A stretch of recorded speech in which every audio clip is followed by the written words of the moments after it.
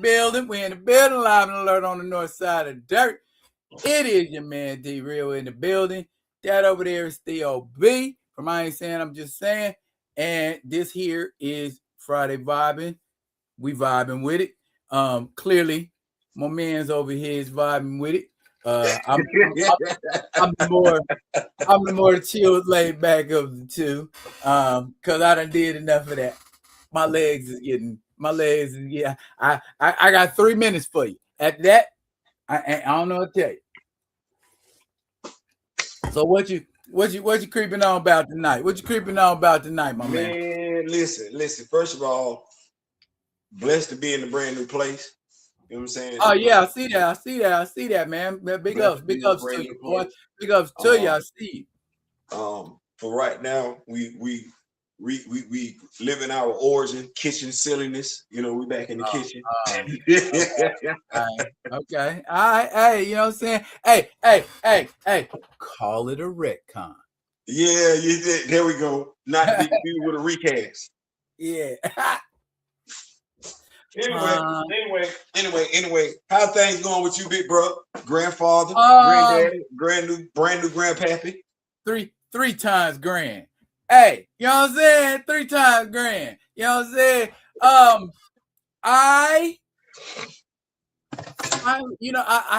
had some lawnmower adventures, bro. I had a lawnmower. I think the oil and the gas was mixing, and so it was smoking.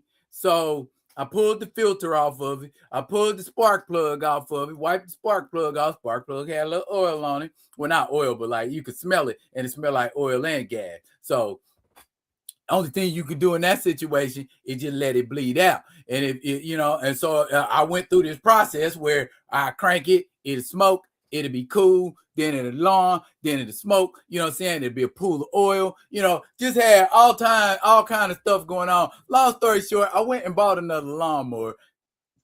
Now that mug don't work, and the one that wasn't working is working now. Okay. So I guess we taking that other lawnmower back. Other than that, man, I can't complain, man. The game has been good to Big Brother, because the Big Brother has been good to the game, baby. You understand what I'm saying? A lot of things going on in the world that we could be involved with. Right. One of the things that you not involved with that I figured out, open up the show with tonight and everything like that is Kamoyo in the building. He said get the party started. So there it goes. What's going on, Kamoyo? What's going on? We finna make it do what it's gonna do. Cause we watch stuff, right? I don't want folks think we don't watch stuff, you know what I'm saying? And so, I'm on the YouTuber, you know what I'm saying? Emergency off and everything always. I always get 2 of them confused. I don't know why. Could be the E and the A. But anyway, and they talk about Avengers Doomsday and how the Russo brothers gonna make sure the MCU and everything like that, they pay proper respects to Jonathan Hickman from the time runs out of it. I'm like, oh, y'all gonna pay Jonathan Hickman some respect. Now, you and I are Black Panther fans. True that.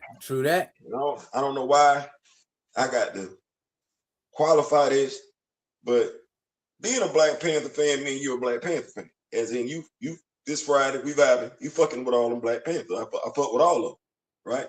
Okay, well, I understand begrudgingly so that Shuri is filling in for T'Challa in this event. We should have both of them. Now, that's the damnest thing. We should have both of them in the time runs out event, but we only got one. Factuals. This is actual factuals.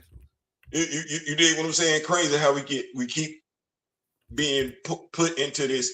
We got to pick one or the other when it's literally both of them sitting right there. Nevertheless, T'Challa does some stuff in time runs out.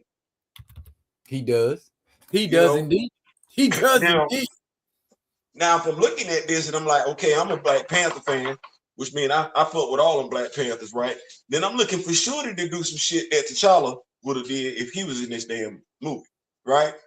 Right. Which means I'm looking for Namor to get fucked over. I'm looking for Namor to get fucked up by Shorty. Okay. I'm looking for that. I'm looking for that. Like I need that. If she don't put hands on this dude, I'm gonna be like, what was she here for? If she don't help Reed put together the damn raft, the life raft, I'm gonna be like, what the hell was she here for? Because she really ain't have to be here. You dig what I'm saying? Because clearly she ain't gonna do what she was supposed to do in the time runs out event, right? So the only thing left for her to do would be some shit her brother did, right? Right. And if she ain't gonna do the shit she did, and she ain't gonna do the shit her brother did, then why should she be in this damn movie? That's an interesting question. Now then I'm gonna look at this damn movie that we got coming up next year called Avengers Secret Wars. I know damn good and well she better show the fuck up and show out in this damn movie.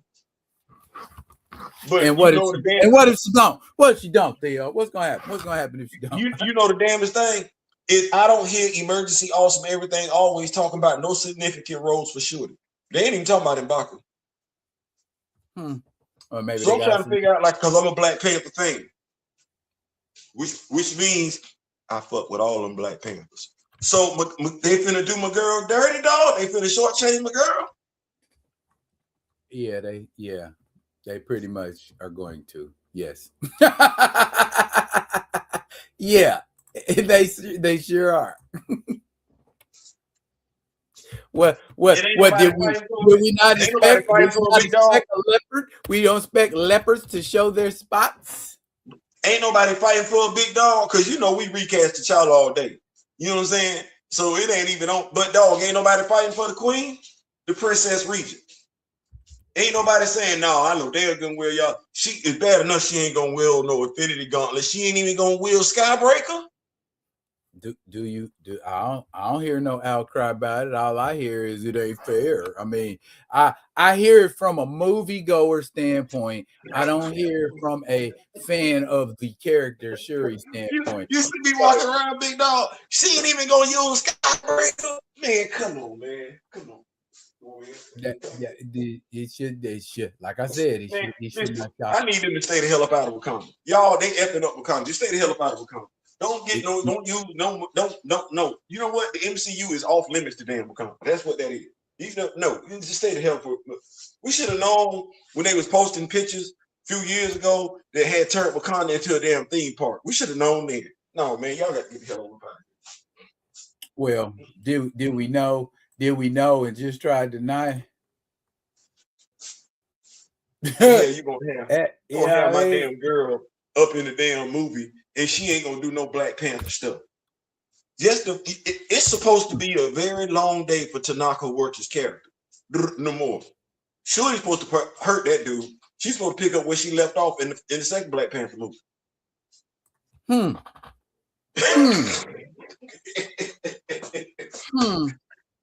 Really? That woman, she's still old buddy. She's supposed to get her, if she's standing in for T'Challa, she's supposed to get her some more. She's supposed to get her some more in this movie. Some more. End them. She should be able to end them, shouldn't she? Ain't that how he should go out? That'd be a nice way for him to go out. At least she went out on her swords. You know what I'm saying? I'm just saying, bro. Like, they doing my girl dirty, bro. Like I guess if we gonna have M'Baku, is M'Baku supposed to go out against Namor? Is he filling the role of Shuri? Because I ain't hearing nobody say nothing, and I'm like, I don't know about this. We saw what happened last time. He went against the Namor.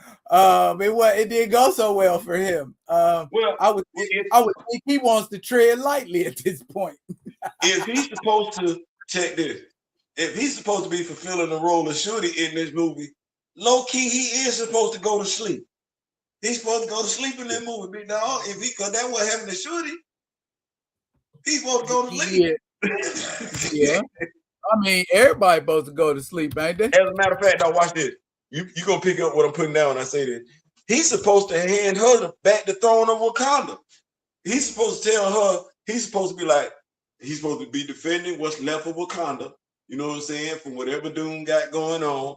and he gonna look at Shorty, and he's supposed to give her whatever item they use in the show Who Rule Wakanda, and he's supposed to be like, put that wherever it belongs, and she gonna be like, okay, and he's supposed to run off into the wild sunset talking about Wakanda forever. That if he fulfilling her role, okay, that way she get to fulfill T'Challa role. I'm trying to help out. I'm looking out for the Black Panther fans. I'm a Black Panther fan. That's all I'm okay. Well, how about this? As you also like to say, we got Wakanda at the house. Don't we? We got Wakanda. We got Wakanda at the house, and we are a self-sufficient entity, needing not nothing near, not a damn thing from nobody. And as I look up, I see Grand Madam Tarot in the building saying, hey, hello, hi, hello, darling, how you doing? Good to see you. We already know Kamoyo. Paul Martin said, was I on CP time? That depends on if you consider yourself a CP, sir. Many other people are in the building that have not said, hey, hello. Come on in here. Wipe your feet on the rug. Say hi. We don't bite. We are friendly. I promise. I'll put it like this.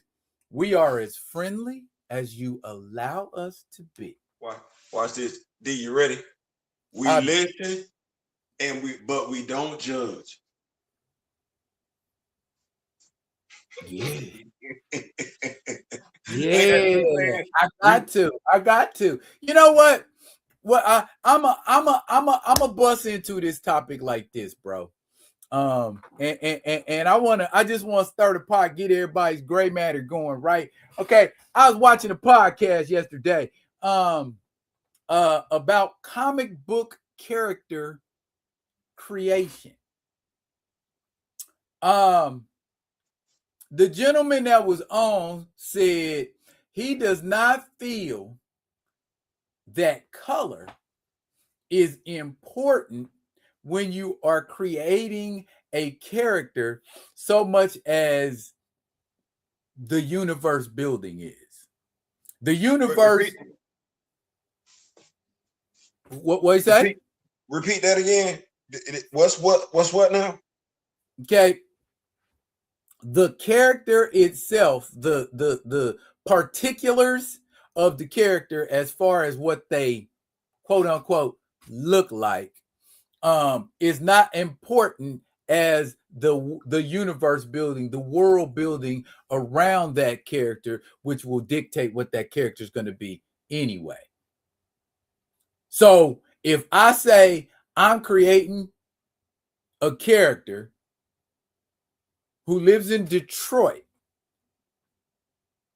does that lean more towards that character being of color or not? Hold on for a second. Hold on. Chat, we still talking. That question can fly at y'all too. Doesn't matter.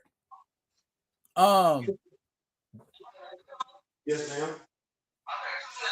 Should if I may, let's make it even more personal. If I create a character based in comics, should it not matter that character is black, or should the universe dictate what that person should be? Aren't those one and the same if you think about it?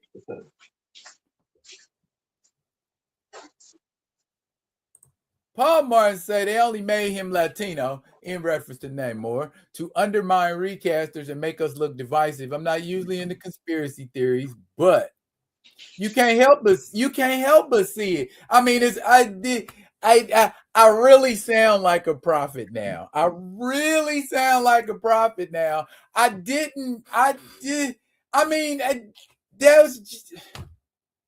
gonna keep saying what I say. If human nature and the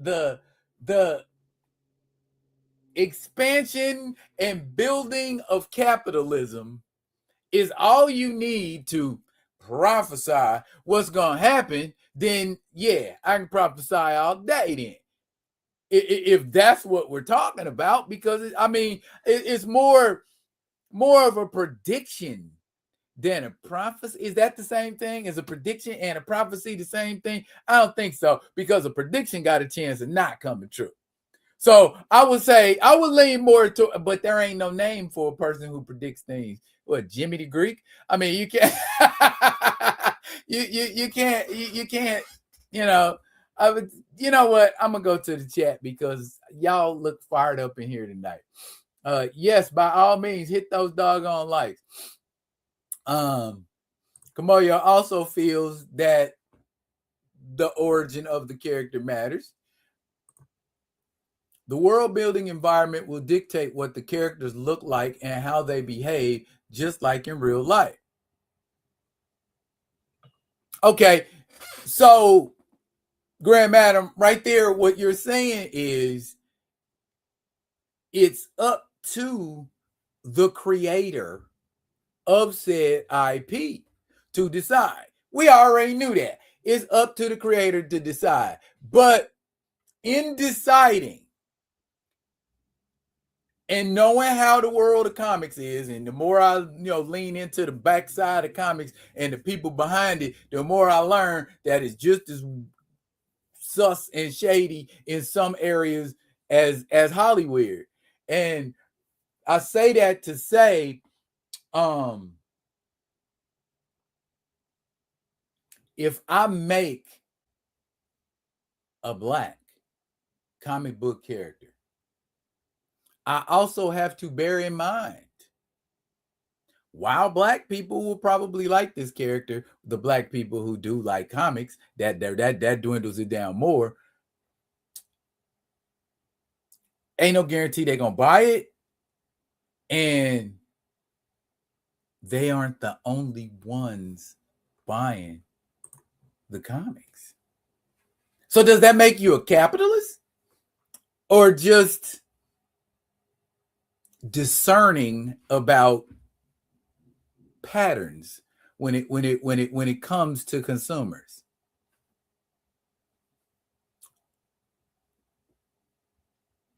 Tyler Martin, of The Antagonist, he calls himself a comicpreneur because he said at the end of the day, it's a business.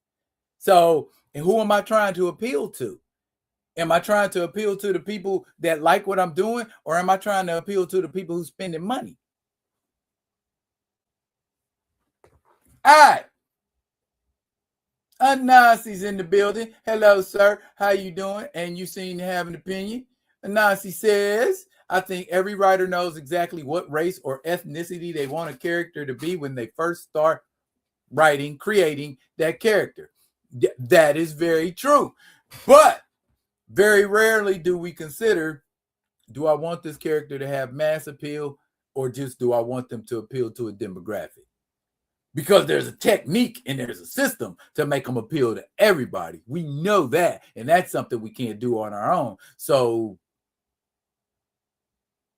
trapped in a pattern.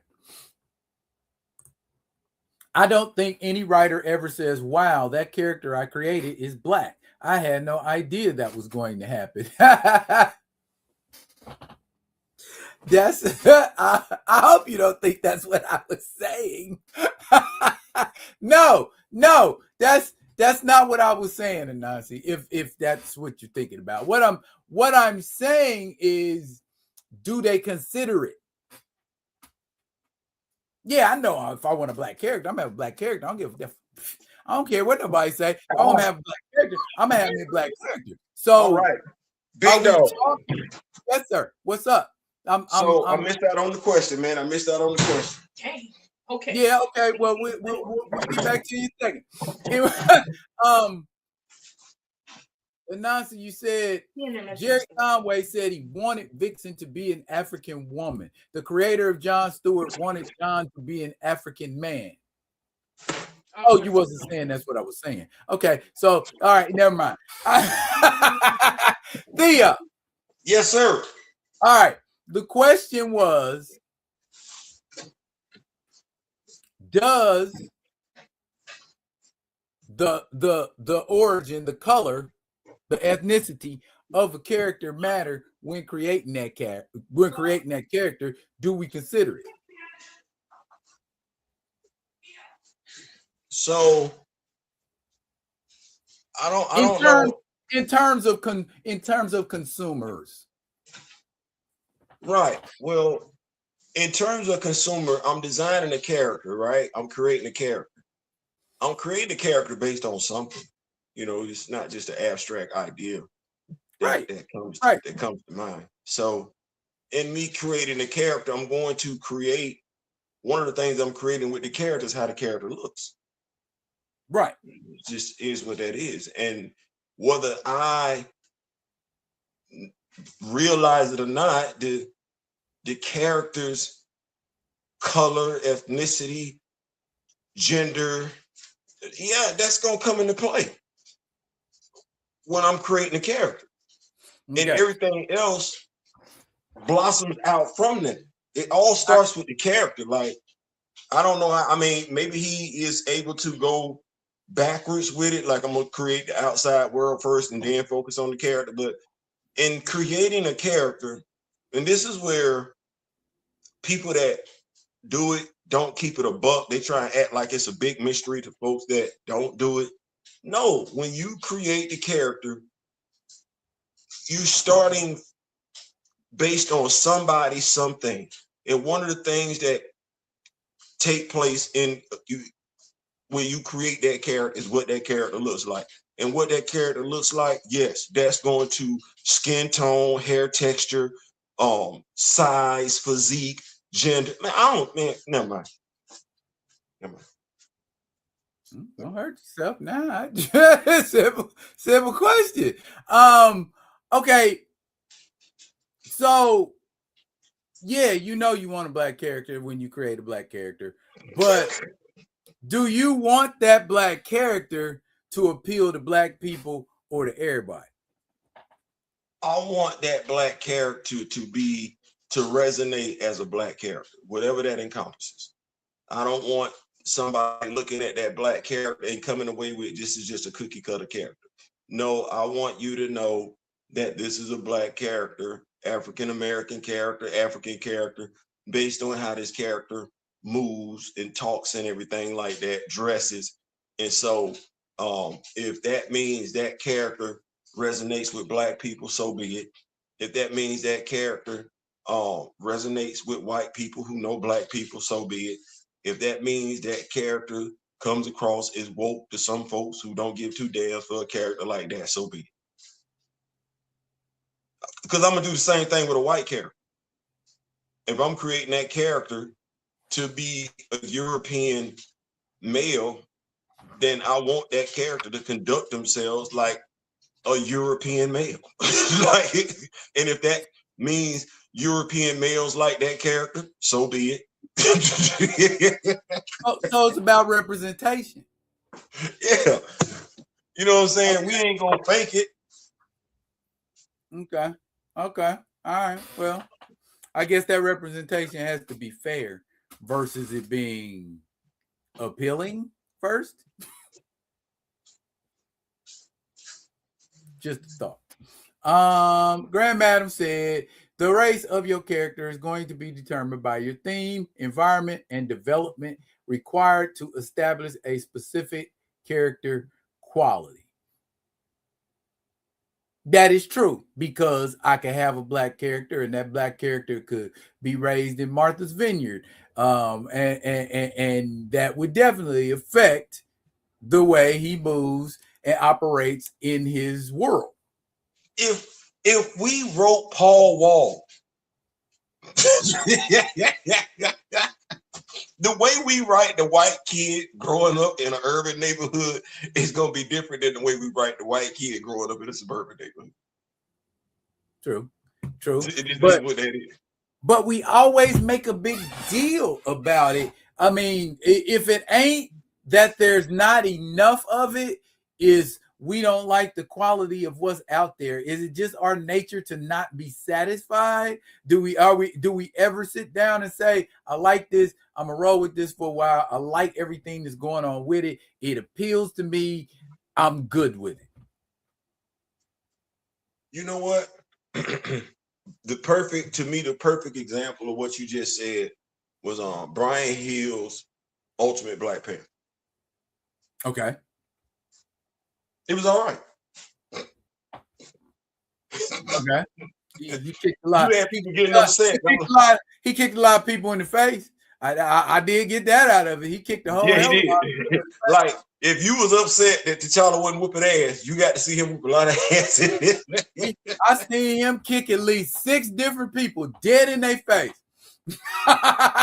Did a video about it too. He kicked the hell out of some people in the face. So if you, and I think people, I don't know when we got spoiled, but every story ain't a great story. Sometimes they just good. More often than not, they just good. True. Question: is every Juggernaut story a good story? No. Okay. All right. I just checking because I'm selling this comic book tomorrow with Spider-Man and the Juggernaut, where he came in and messed up Madam Web, and Spider-Man was fighting him, and it's like, dude, you ain't never Spider-Man versus the Juggernaut ain't a fight. You know what I'm saying? It's Spider-Man trying to survive. You know what I mean? And everybody just think that's a great book, and I'm just like, that book turned out exactly the way I thought it was going to turn out. I didn't expect to see Spider-Man knock the Juggernaut out or nothing like that. Why are we even tripping? If we think about it, story, like you said, it's an all right story.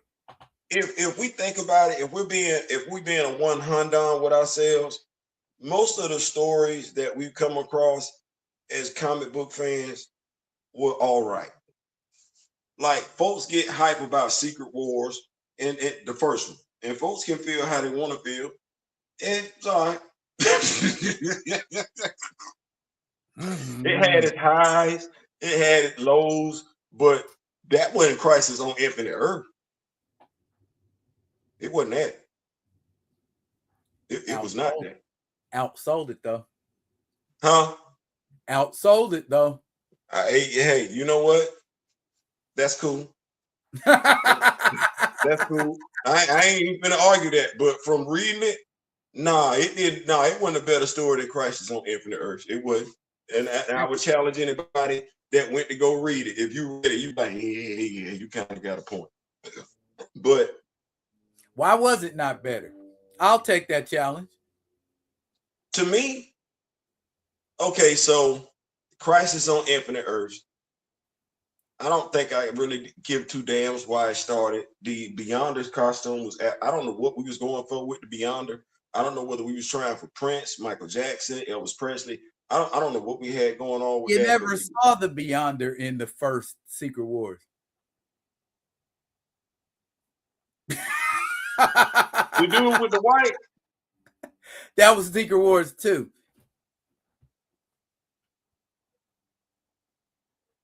Secret Wars, all he told him was slay your enemies and whatever you desire to be yours. Right, but I'm saying we ain't see the dude with the big shoulders. Nah, he got that idea when he came to Earth because he was like, I need to be a superhero, so I need a superhero costume. Okay, and that's the shit he popped on his body. Okay, cool. So we get Doom. I ain't really like the costume that Doom had. I ain't really care for the artist. Then we get Spider-Man. Okay, do you got a black suit? Okay, I guess. The high moment was when they beat the hell out of She-Hulk. You're like, oh, damn. That was it. That was it. But, I mean, when you look at... There's high moments in that series. Okay, well, two. I mean, like I said... When the first time you ever seen the Hulk hold up a whole mountain range. I mean, not a mountain, a mountain range. He did do that, and I guess maybe my thing is I'm looking at that's the Hulk, but I'm looking at Crisis on Infinite Earth. Okay. First of all, the storyline, we finna have all these Earths crash into one another. We got the Anti-Monitor, who still sits as one of the greatest heroes in supervillain history, period. Then you sit up here, you got the death of Supergirl. That was monumental. I'm not gonna mention Dove because folks don't really think about Dove like that, but that death, I was like, damn, that's effed up. But then you had the OG, well, not the OG, Flash. You had Barry Allen. Okay. Go out like he went out, and as long as he was gone, that cover with Clark holding Kara in his arms like this is still one of the greatest. And then just who was drawing it? If I'm not mistaken, that was George Perez putting in that work. It was George Perez. Man, and you didn't say it yourself. George that Perez, dude is one of the best dudes. Art. Now, if we talking about the art, yes, the art in Crisis on Infinite Earth is a billion times better. I'm looking at the whole thing. I'm just looking at the whole thing. I'm looking at the whole thing. Like, it was a better story, was what you said. Not separating. I mean, that's the artwork is part of the story though. Because okay, so the artwork is part of the story because the story you get in the and the reason why I say that is because the emotions of all the characters involved were drawn. I'm not gonna say flawlessly, but they were drawn damn near perfect. Like the heartache, how these characters were feeling with their Earths being deleted and everything like that. That's why this damn movie trilogy that DC tried to give us was such a damn sham. It's like, bro, come on. Okay, now hear me out. Hear me out. Okay, you had your say. Now let me have mine. As far as covers, issue number 1 of Marvel Superheroes Secret Wars is one of the dopest covers ever. And if it wasn't, Alex Ross would not have recreated it. Okay, Secret Wars number 8, we got a picture of Spider-Man in that black costume. Now, when you went to the comic book store back in 1984 and you saw Secret Wars number 8 on that turning rack and you said, is that Spider-Man in that fucking costume? You went and bought that shit. If you had 60 cents, you went and bought it because you wanted to see what's up with this costume that Spider-Man got. Okay. Matchups you didn't expect to see. The Absorbing Man versus Wolverine. Oh, Absorbing Man about to tear his ass apart. He cut Absorbing Man's fucking arm off. Okay, that's not some shit you see all the time. It's like, oh, he's real. He's for real ruthless now. Hoish Johnny Storm with the alien healer chick.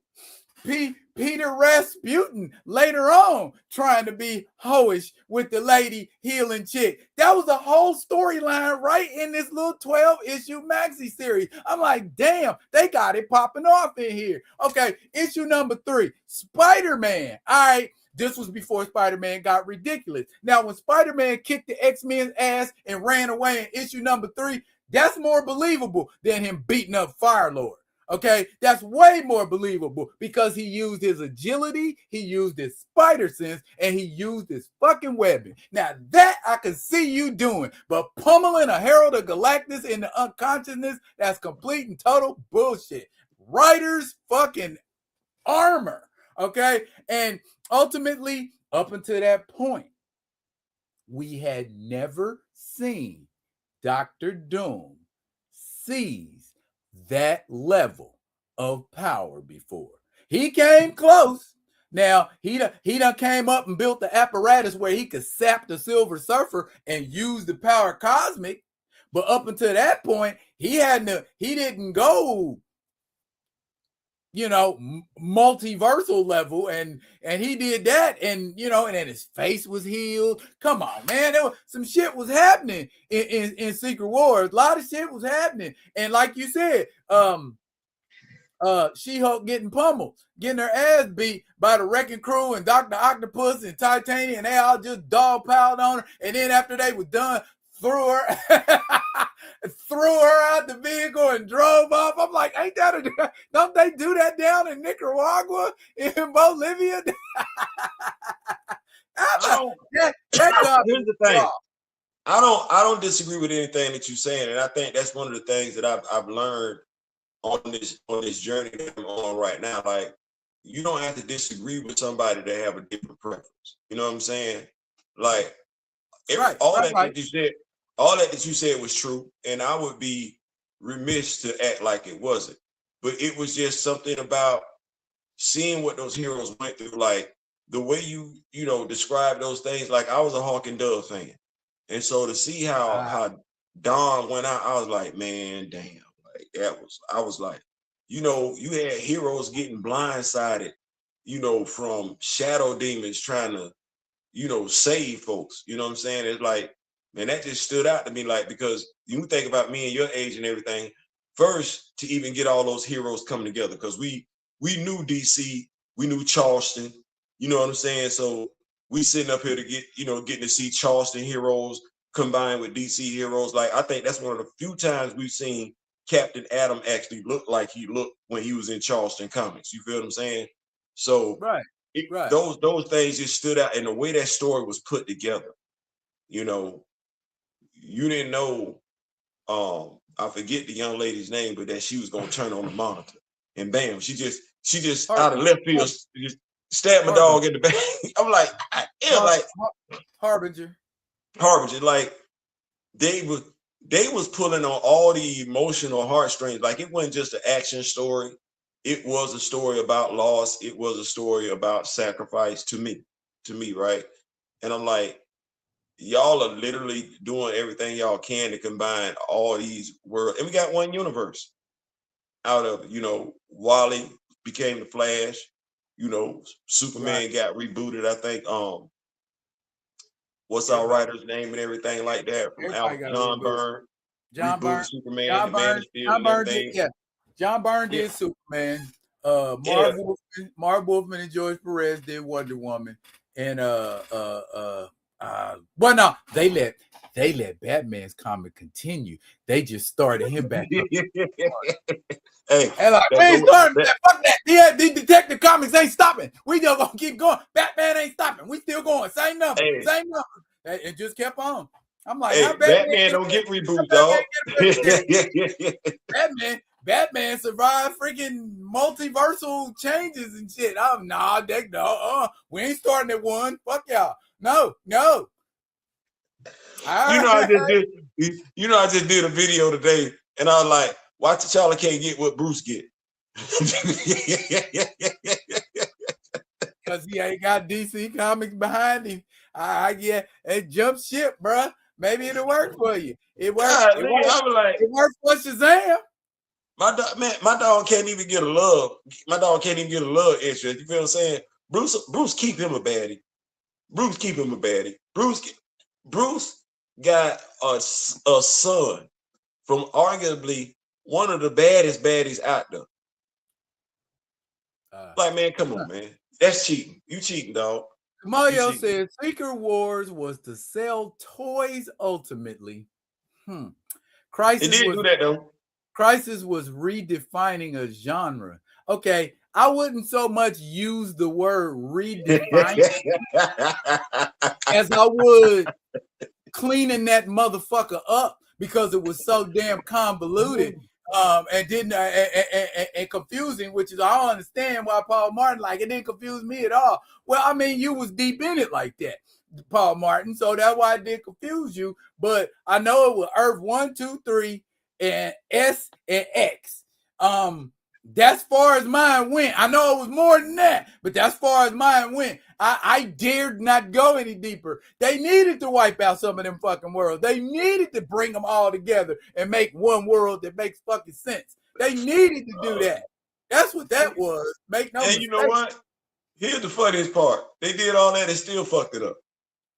And you had to go back and fix what you fucked up. And then you fixed what the fuck up was when you fucked up the first time. And I'm like, wait, Slow down. Y'all done did too much world reset. Oh man. How many times they world get reset in the 90s? Like three times? Stop, bro. You got me laughing, bro. You know what I'm saying? And then in the 2000s, they had like 3 more resets. What the? Stop. Y'all don't know what world y'all fucking want to be. Damn it. Hey. See, y'all made me crash out. Why you make me crash out? I'm just saying, bro. Like, I can't tell you that you're wrong, bro. Like, I can't tell you that you're wrong. I'm with you when you're right, bro. I'm with you when you're right. So I gotta go with you. Hey, you know what? Can you go with me on this one for a second? Go ahead. Go. I'll go as far as you can, as I can be carried. So we vibing, right? It's Friday night. We vibing. You know what I'm saying? Just got paid. Always gonna be something we got to remind us about the vibe. Right. So I'm looking at, the NABJ. That sounds perverted when you think about them initials. But anyway, we got the NABJ and we got Stephen A. Smith. And I think, I just want to caution us on being hoodwinked, because the media want to make this about Stephen A. Smith and black women. Whether we talking left, right, in between, or whatever, the media, Stephen A. Smith is also echoing that sentiment that he got thumbs down because of what he said about black women. No. Oh, he about to make me crash. He about to make me crash out again in the comments. Man, you got the thumbs down award because you've been making disparaging comments about the black community, regarding the black community, referencing the black community, whether we talking black women, black men, black veterans, black children. I don't give to, no, we're not going to do that. And I'm going to go here as a veteran. That whole comment about following, disobeying an unlawful order. I know I completed my career in the Marine Corps. I know I got quite a few veteran friends that completed their tours in the military. You didn't do that in college when it came to your basketball career. I'm not going to speak on your responsibilities as a college athlete. I don't appreciate you speaking on the responsibilities of me and mine that took an oath to defend this country, something you didn't do. So when folks try and make it just about you upset, made disparaging comments about black women, no. Then I'm a black male. You tried to make it seem like I got something in common with Donald Trump because the police after him. No, I don't. He's morally deficient. I don't appreciate you lumping me in mine with Donald Trump. You can lump yourself in, brother, but lumping me and my fellow brethren and our sons in just because you see some commonality, you see some similarity between you and this dude. Don't do that. And then last but not least, this right here. Nobody cares about the number of women that raised you. You didn't care before you opened up your mouth. You didn't give them any thought, any consideration. You just bumped your gums. Also, you're not the only black man that's been raised by a number of black women. The difference between those like myself and you is we're not going to disparage those black women on behalf of a damn racist. We're not going to disparage those women on behalf of a damn pedo. We're not doing that. You say you got women in your life. You didn't stand 10 toes down for them because the women you were disparaging on behalf of a dude who ain't worth it represent the women in your life. you better be glad that you're able to say what you say in front of the folks you say. You did the right thing running to Sean Hannity. I know what you better not do. You better not stand in front of no black veteran.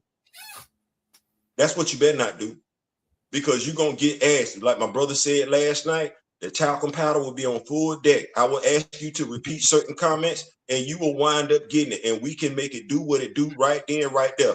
I ain't the size of LeBron James, so you ain't got to worry about somebody being bigger than you. No, you 6 feet tall. We both damn near 60 years old. Say it to my face, and I'm going to show you it ain't just black women that's got a problem with you. And I'm still vibing. Okay. August was the 53rd birthday of hip hop. And as such, I am reminded of the Marvel hip hop homage covers that they generated. You said Marvel and hip hop? Yeah. Yeah. Yeah. Damn, that sound like an oxymoron. Well, I mean, they did a comic book series with DMC from Run DMC. I bet they did. They did. And I think they did one with KRS-One too. So I mean, he's pretty. They're pretty into it. They're so here. Guess what I'm going to do for you? This is a learning moment. I have pulled up some of the hip hop homage covers. This is how we do it. And I want to see how many of them that you recognize, sir. We're going to see what we can do now. We're going to see what we can do. You know this is okay. Stuff. I'll be gentle. I'll start with something simple. All right? Something that you should easily recognize, right? Okay. Now you've seen a lot of hip hop album covers, a lot of cassette covers, right? Yep. So the designs should resonate with you, a 58-year-old man. Okay. Let's make it do what it's gonna do. All right. First image.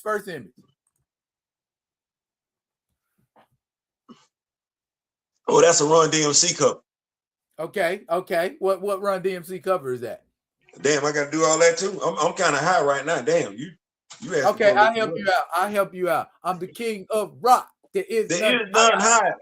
Fucking MCs, they call me sire. Yeah, that's that cover.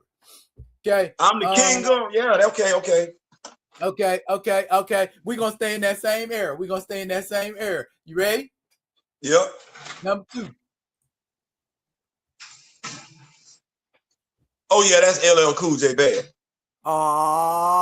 Yeah. No rapper can rap quite like I can. Take a muscle bound man and put his face in the sand. Not the well, I can't damn it. That's that one. Yeah, that one right there. He go LL and do the WAP. If you think you cannot rhyme me, your boy, I bet, because I ain't met a motherfucker who could do that yet. Trendsetter, I'm better. My rhymes are good. Slow down, damn it. Okay, there you go. Next one. Oh man, damn. Shoot. What? Oh no. Hold on. I almost want to say DMC. Who? Biggie? I think you got that last letter wrong. DM who? No, damn. Not DMC. XO, give it to you. Yeah, DMX. That's what I meant to say. Damn. Yeah. That's what I'm thinking about. Blood, my get down like man. What? Listen. That's that cup. Nobody. Let me tell you something.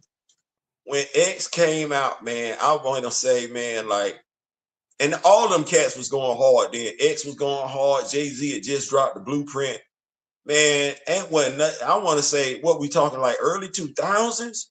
Oh my God. Yeah.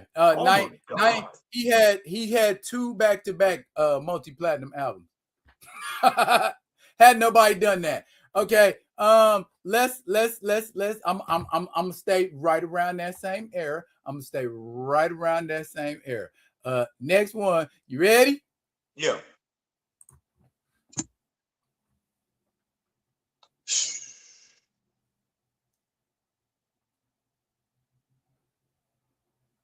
I ain't got it. Now don't so much look at the individuals, but no, I'm looking at the their poses.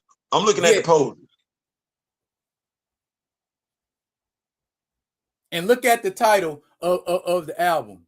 Wait. NWA? No.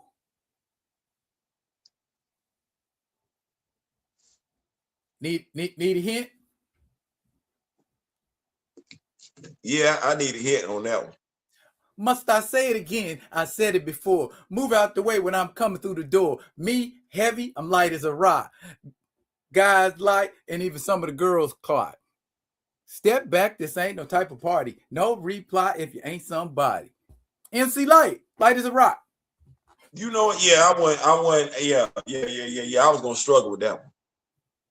I'm the light. L-Y-L-Y. Yeah. I'm the no, light. Paul Martin, that is not a Tupac album. You know, here's the funny part about that, man, is I can remember, stay right here with MC Light. I can remember being Naval Air Station, Memphis, Millington, Tennessee, and I'm DJing. You know, I've been hired as a DJ at the E Club and everything like that. And one of the things we did was we had this record pool, and the record pool is where you would go get your records, you know, during the course of the week. You know, you pay as you went, so you had your stuff as a DJ. And I seen MC Light on Yo MTV, and you know, I'm the light, and I was like, oh shit. And so go to the record pool, grab my records. I'm DJing. It's Sunday night and Tuesday nights are R&B black nights, whatever. And so I'm there. I got my records. I feel good. I put on MC Light, light as a rock, and ain't nobody fucking with it. Everybody doing the what? Man, we ain't trying to hear that, man. We ain't trying to hear that. Daryl, I kid you not. A week later, because, you know, she's showing up on MTV Raps and everything like that. She was starting to get a lot of play. A week later, that next Tuesday, hey, man, you got that MC Light? Nah, man, y'all ain't want to hear it last Tuesday, bro. I'm not finna do that. Maybe hurt my feelings. Come on, man, don't do it like that. No, I ain't. I said, you want to hear this right here? Man, you got it, man. Put it on. All right. Don't do that no more, though. Don't do that no more. Man, that was funny. Shout out to MC Light, though, man. Damn. Shout out to him. Okay. All right. We're going to, let's do this one. This one should be very easily recognizable as well.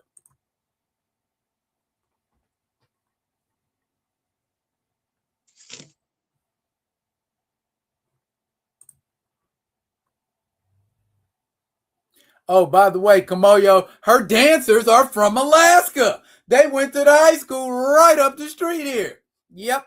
They had a hookup and they went to New York and bam, rest was history. A lot of people don't know that. A. Marie went to high school here as well. That is Philadelphia Half-Life, The Roots. Okay, yeah, because I wasn't gonna get that one. Okay, not a Roots fan, I see. Hey, let's take it back to what you know. All right, you gotta know that one.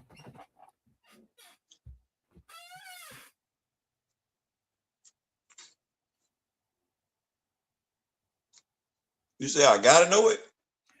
He from the South. No, that means he from the South.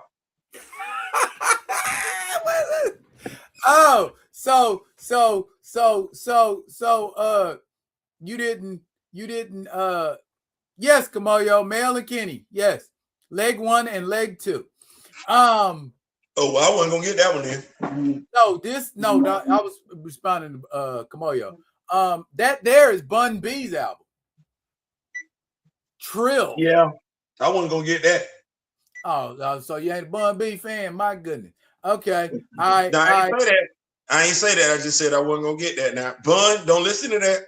I don't want a problem.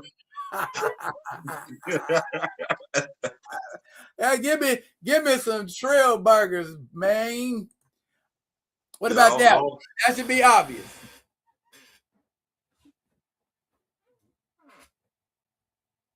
You know what? I must not have been buying albums back then. I might have just been downloading. Come on, man. Don't call it a comeback. Oh, I've been here for years. You know what? That's crazy because I did. Yeah, that's Mama Said Knock You Out. Frank Castle throwing me off. Frank Castle throwing me off with this thing. Castle said wipe them out. Castle said wipe them out. That's nice though. That's a clean little cover.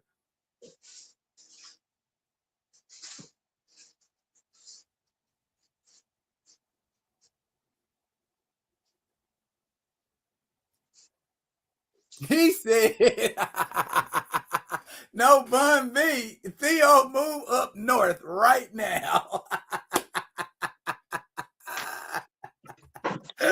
Say Theo did what? He said, no Bun B. Theo, move up north right now. Man, listen. You know what? Kamoyo got it right. Theo was on that freaky R&B music back then. He ain't lying.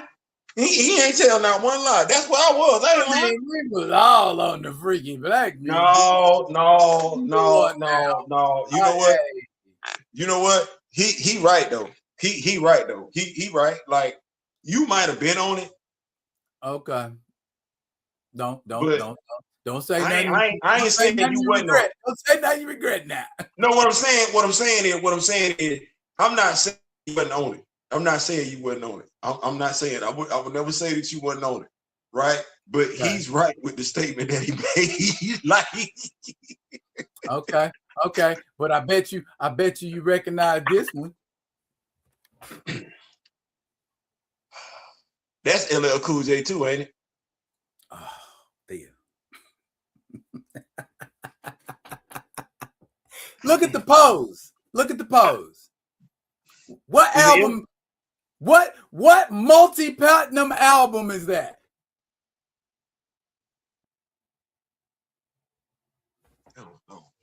Okay. Ain't nothing but a gangster party. Oh, too. You know what that is, Tupac? Yeah, no doubt about it. Yeah, that's all eyes on me. All eyes on me. Yeah. You know what, man? Damn, Paul Martin said Eminem. I started to say something. Paul Martin said Eminem. Damn. What gave you that? Okay, Theo, I'm gonna give you a chance to redeem yourself. This one right here. Here you go. Bam. You know, I'm looking at the artwork and everything like that, and I almost want to say Outkast. Yes.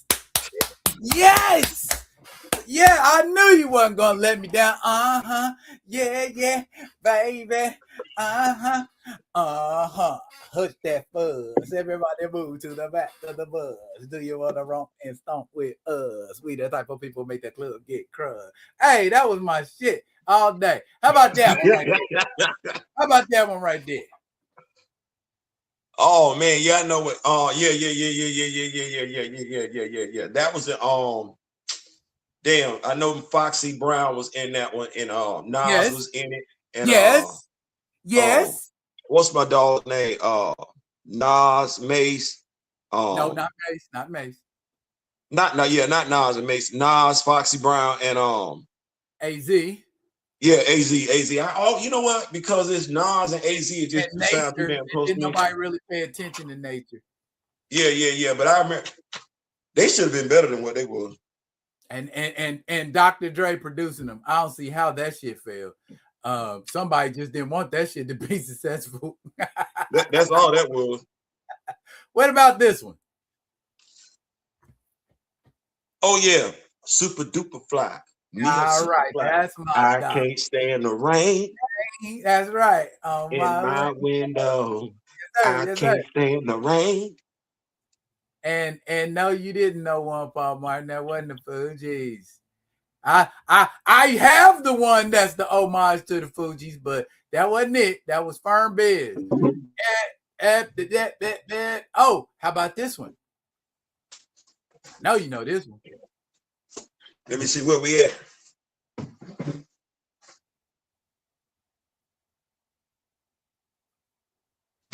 It's like I see it, but not quite. Na na na na na na na na na na na na, getting jiggy with it. Na na na na na na. It even say on the bottom, it say Big Milton style. It do say Big Milton style. Yeah, just like Big Willie style. Man, did you know said that was an easy one? He said entanglement.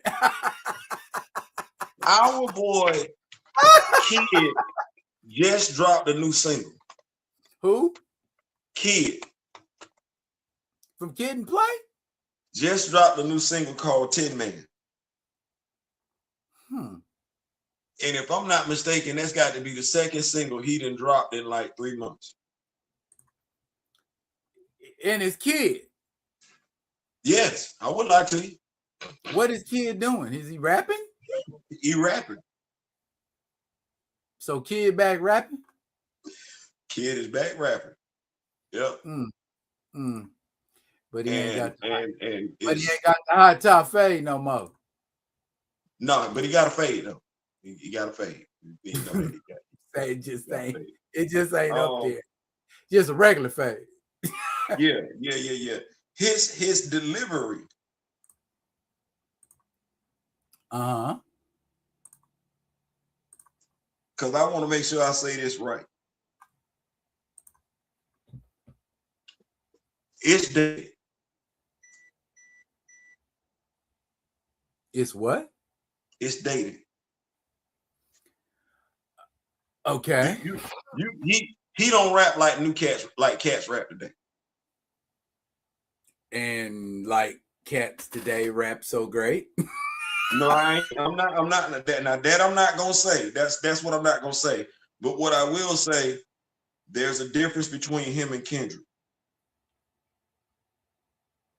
There's a difference between a lot of motherfuckers and Kendrick. Yeah. Okay, best way I can say it.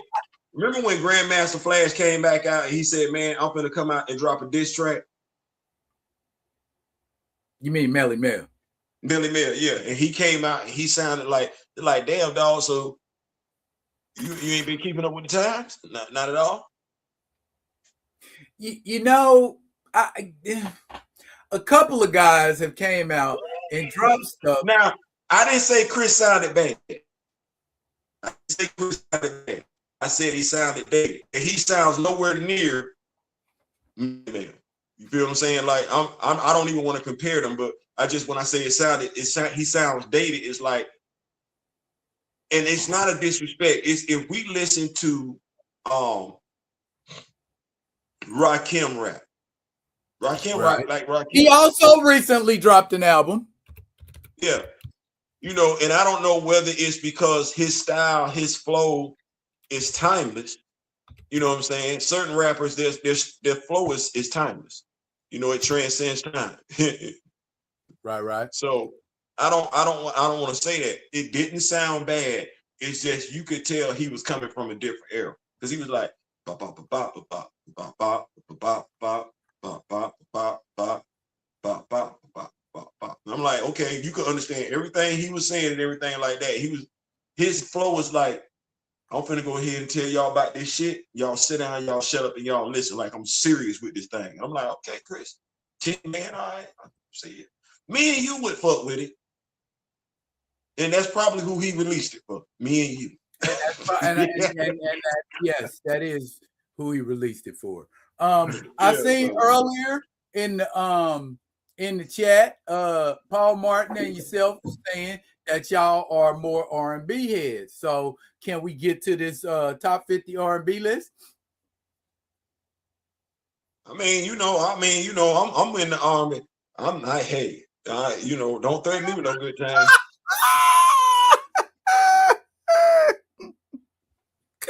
We vibing. Ready or not, don't you know you should know.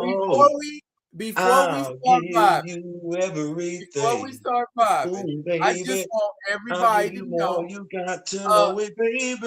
All that I got. Give me a second. It's your little girl. I'm sorry. Thank you. Okay. What I need is for y'all to understand that I know this list is trash. Okay, let's get that out of the way. This don't list hold is you trash. accountable.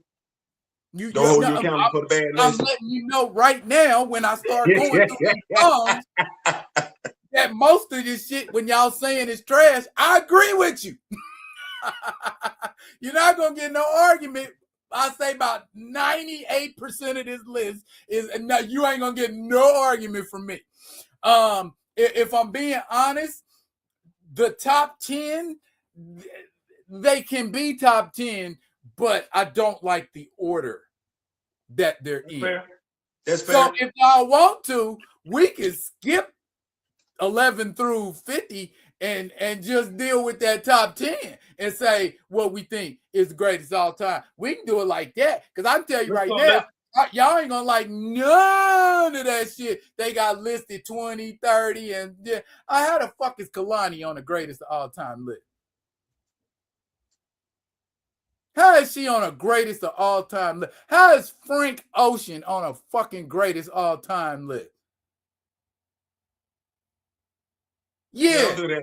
Yeah, don't do that. Don't do that. Not greatest all time. Not of all time. You right. Listen, you doing the right thing. Don't do that. Don't do that. I'm just letting y'all know in advance. I ain't fucking with a lot of this. A whole bunch of it. Here. I'll give you the short version. I just skipped through it. All right, you're gonna be so mad. Some of them is like, yeah, that does not belong there. Let me just jump over here to number 43 out of 50. The Deal, 2 occasions. Talk amongst yourselves. Why that's so low? Number 28. Can You Stand the Rain? My ass. Number 24, Lenny Williams, Because I Love You. Lenny Williams is 24? Man. Number 23 is Love Ballad by LTD. What? 20. Okay. See, this is why I said just fuck with top 10. Mary J. Blige is 17 with Not Gonna Cry. Tony is 16. 16 with Anniversary. But I guess them motherfuckers never heard It Never Rains in Southern California. All right. Anyway, let's just deal with the top 10. Because the top 10 is they're all bangers. I let straight up, they all bangers. You ain't gonna say, that don't belong here. It belongs in the top 10. It's just, I don't like the order. So I'm gonna run it down, except for one does not belong there. I'm gonna run them down to you, and they go like this. Top 10, Lauryn Hill and D'Angelo, Nothing Matters. Number 9, Earth, Wind, and Fire, Reasons. Number 8, SWV, Weak. Number 7, Luther Vandross, Never Too Much. Number 6, Donny Hathaway, A Song for You. Number 5, Frankie Beverly and Mays, Before I Let Go. Number 4, Prince, Adore. Number 3, Whitney Houston, I Have Nothing. Number 2, Tevin Campbell, Can We Talk?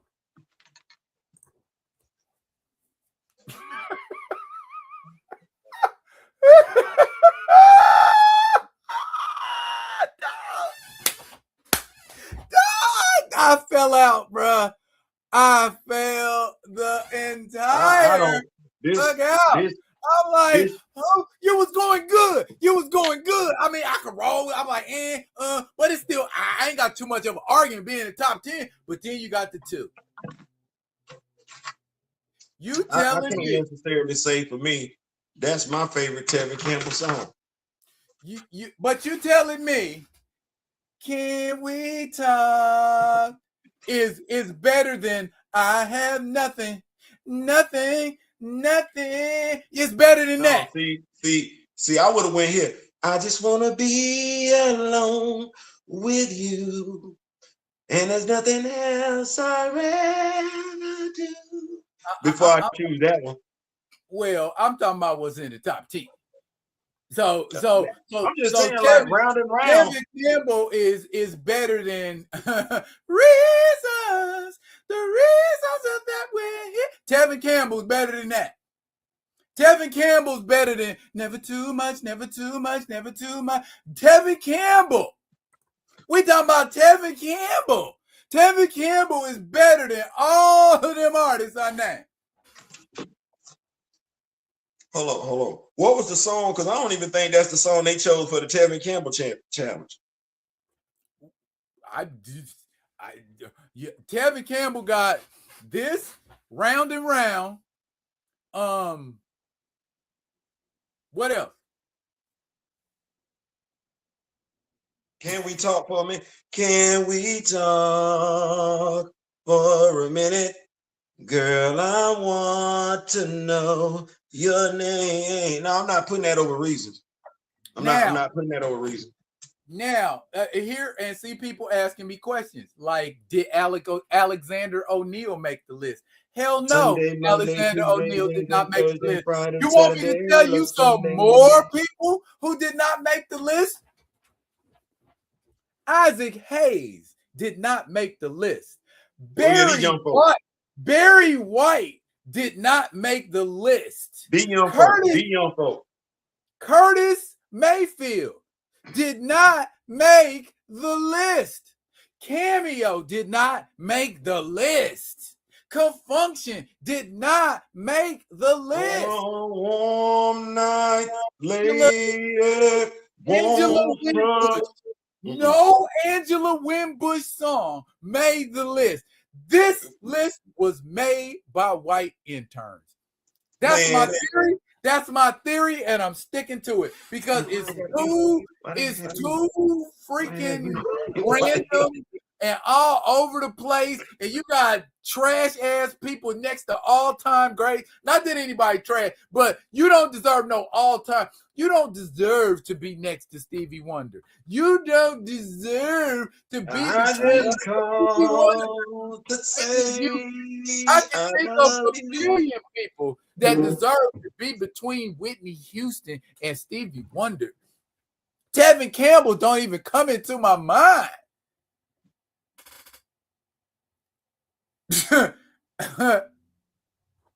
I can't say nothing because I'm looking like no Luther out.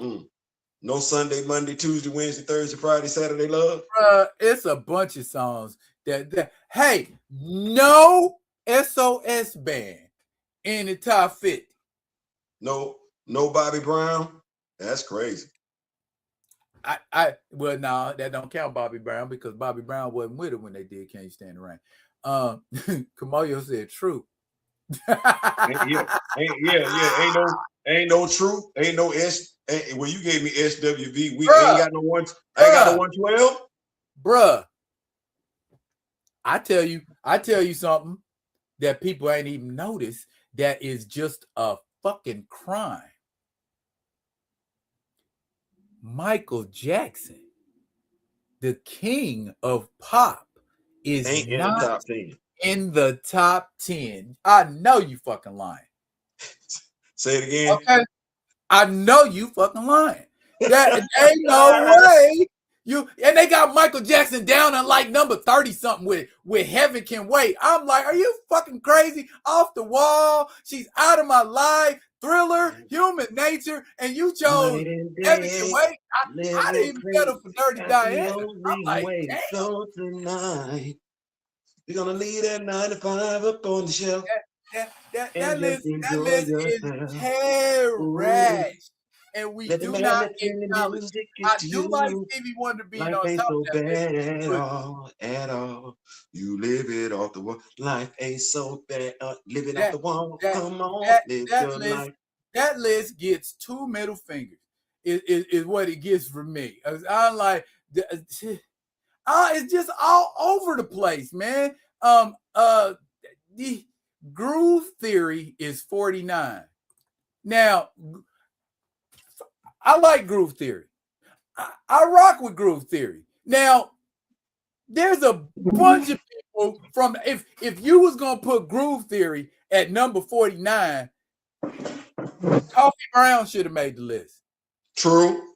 You know what I'm saying? Because that, as far as I'm concerned, they neck and neck. You know what I mean? So yeah, you know what I mean? No Gerald Levert songs, not one, not That's one, crazy. not no baby, hold on to me. See, I'm a special kind. None of that. Or None of that. This gonna hurt you more than it's gonna hurt. Hey, ooh, yeah, yeah, yeah, yeah, yeah. No Black. No Blackstreet. Wow. No Blackstreet. Come on, man, stop. I can't do this with you no more. Bruh, this list, man. This list. I'm just, bruh. You got Michael Jackson. What did they have him at? You got Michael Jackson, the king of pop, at 20. You've been creeping around all over town, been laying it down. What comes around, always goes around. Baby girl, man, stop. Gerald Levert, man, stop it. I don't want to do this no more. 20. Michael Jackson's at 20, and Jodeci is at 19. With what song? Don't say "Fell for My Lady."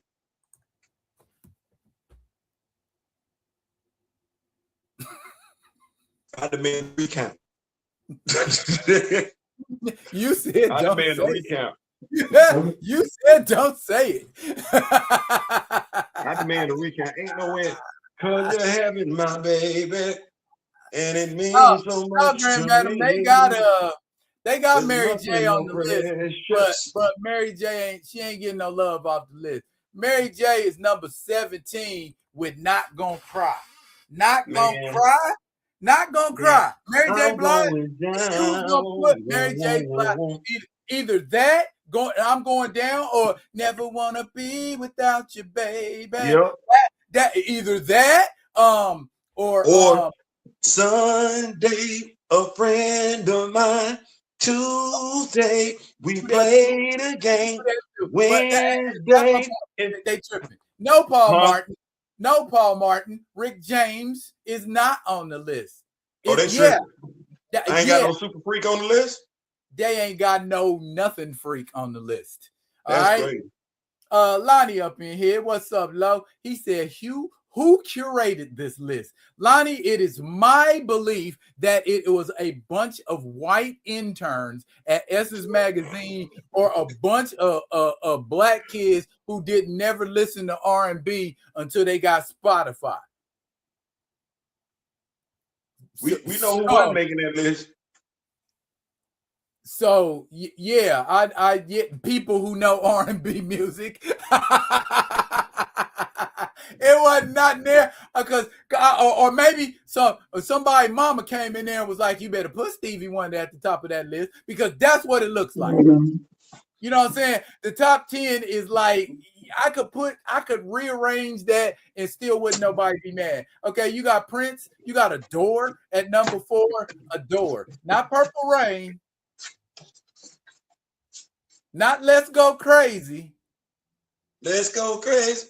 Not 1999. Not Little Red Corvette. I mean, I guess Adore was the synthesis. He was in, high level Prince when he did Adore. But then I would have went with, my favorite Prince song is If I Was Your Girlfriend. But I digress. I knew a girl named Nikki. I guess you could say she was the best thing. I like the boldness that Prince expresses in If I Was Your Girlfriend. You know what I'm saying? Would you let me dress you? Would you let me dress you? Not that you're helpless, but sometimes for a day. That's what being in love's about. That was gonna be my wife. That was my intention, please. If we cannot make baby, that's a maybe great we song, can make but some I don't time. think I I'm would so put that pretty, on. you and me, right? It come alive. I If we don't think can't, I would put that in the top 50. shit, making love to We cherry. can fuck us Right, in the see, dark, can't you making see? love But to so cherry pretty, you God. and me. Every Yeah. time I comb my hair, Thoughts thoughts of of you you get get in in my my eye. mm-mm. You're a sinner, I don't care. I just want your creamy thigh. Nasty. We can fuck until the dawn, making Nasty. love to Terry Terrible. go around. Oh, What we God. doing, No, man? okay. Who made Okay. that damn list? They need I they told need you who they made that list. If they bring the people before me that made this list, line them all up, I'm baby powdering them all. can't get that wrong. Just Three Stooges style. Just yeah. That's what y'all need for that shit. Is a dig 'em smack. You know what I'm saying? A dig 'em smack. That's what you need. What's going on? What's going on? What's going on? He said he pulled up. I ain't want to be rude and everything like that. You know, it's Prince had the audacity to down my birthday. So. Oh wow. Oh wow. Okay. I'm gonna never Okay. get to celebrate my birthday in peace for the rest of my life. Diabolical in the building. Diabolical, what's going on? He said, when I started seeing a list that had people like Soulja Boy, Sexy Red in the top 20 and people like Scarface all the way up in the 40s, I'm like, yeah, I stopped taking these stupid ass lists serious. Well, I'll tell you one thing, Diabolical. Today is the day that I don't freaking either. Because, yeah, you clearly, you people at Essence do not know what y'all are doing. Go talk to some people. Go talk to some people that know music. Please. Wait a minute. What come on, you'll say Theo trying to get naked bump the foreplay? ain't that what Hey, listen, all I will say is this. When R. Kelly came out with 12 play, I was like, okay, somebody finally get it. One, we'll go to my room of fun too. And I'll say, never mind. Foreplay just always seemed too short for me. I was in at Honey Love personally. Oh, I ain't mad at that. So yeah, I was like, man, okay. You say what the hell you want to say about that man? He talented. Man, listen, that boy good. Damn, that boy good, ain't it? that boy good. He got some issues off from behind the keyboards, but when he on stage, that's my guy. That boy came up and said, "Homie, love a friend. Hey. Homie, love a friend." Dude, you like, oh, that's what that is? Yeah, shit, I need to be one of them. Yeah. Say, girl, lay it on me. Put your body on me. I don't mind. I don't. Wait. What my boy said? Can we go half on a baby? I told the female, I said, listen, let me tell you something. I said, y'all get that thing twisted. So what you mean? I said, if a dude walk up to you and say, yo, excuse me, I want to know, can we go half on a baby? You need to think about what he just said. Because he's saying he at least want to be fucked up with you for at least 18 years. That's a commitment. Not the commitment you're looking for, but hey. He said he want to be linked up with you. Hey. Think about what you're getting mad about now. He said go half on the baby. He's saying he plan on being there. He plan on being there. Damn. Cuts and comics down in Noonan, Georgia. That sounds interesting. Do you remember? Because I don't know if the dudes do it like this. Lonnie would have to tell us. I don't know. I'm gonna say, yeah. So he would have to tell us. Remember back in the day when we was kids, when we was growing up, when you would get the fine girl pregnant on purpose. We didn't do it. I mean, yeah, I remember trying. Yeah, I remember trying a couple of times. He'd be like, "Yeah, this gonna be me right here." I'm gonna get some return visits. Lonnie said they got physical copies of Epic. Who is they, Lonnie? Who is they that has these physical copies? He said I think it's people in Newton and Georgia, Cuts and Comics. Oh, Cuts and Comics got physical copies. Oh, nice. Shout out to Cuts and Comics. Yeah, just did. Newton and Georgia. I don't know how far that is from Camilla, Georgia, but shout out to y'all. I'm gonna have to get them. We're gonna have to bring the Friday night vibe to Newton, Georgia. Isn't there a sister on TikTok over at Cuts and Comics?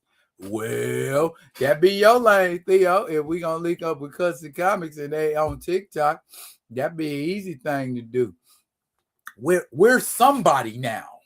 You know what? I ain't trying to be funny. I could be wrong. We might already be following each other. I try not to get caught up in stuff like that because it's like I just don't want to be seen like I'm begging, because I ain't Jodeci. I ain't never been on tour. So, I ain't begging, I'm begging, baby. I'm begging, baby. Just kind of like organically like we did with Lo. You know what I'm saying? Like we link up. Lo said they a husband and wife team. Okay. Oh, what's up? So, yeah, it wouldn't be no thing, man. It wouldn't be no thing. I mean, it would be nice, man, to do something like, kind of like collab with them, let them rock their inventory, whatever, what I'm saying, chop it up, give them some comic book questions. You know what? I got one more hip hop thing I need to do. I know that now it's a funny thing. If I ask someone to name 10 West Coast rappers, it is a foregone conclusion that 90% of that list is going to be gangster or thug rappers. I can't do world-class record crew before we turn off the lights.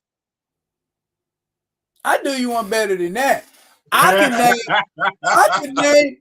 can name you 10 West Coast based hip hop groups that or artists that ain't gangster. You ready?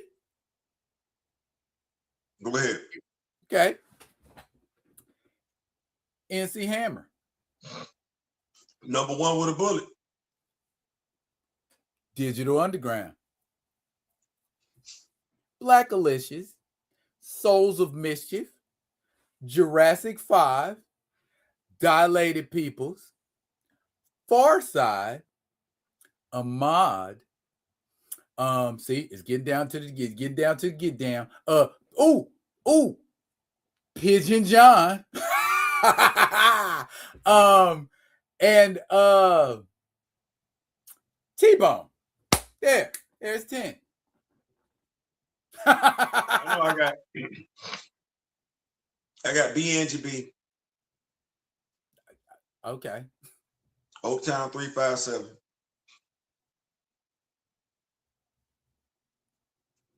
Sir Mix-a-Lot. Ooh, nice. I'm still going over there with the world-class record crew. I know that was before NWA, but going shit gangster about them. Technically, it counts. Ooh, I just thought of like 3 more. Okay, go ahead. Let me see.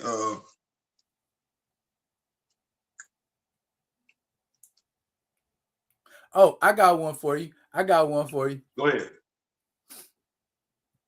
LA Dream Team. Ladies and gentlemen, the Dream Team is in the house. Yeah,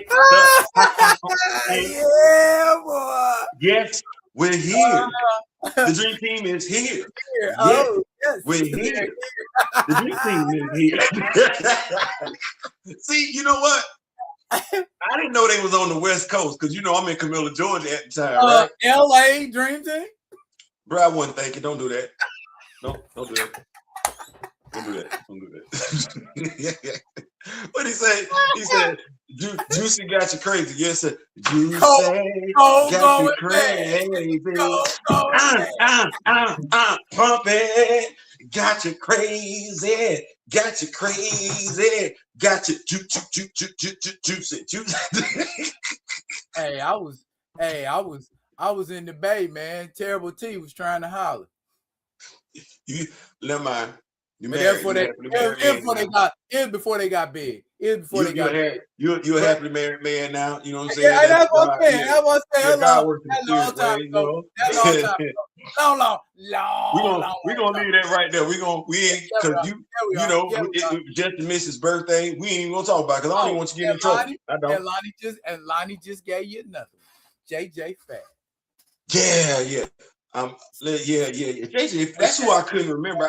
I couldn't remember JJ Fad. But yeah, man, them groups was nice back then, man. Like, I think that's one of the things that I miss about music from back then. Like, it wasn't just let me get money.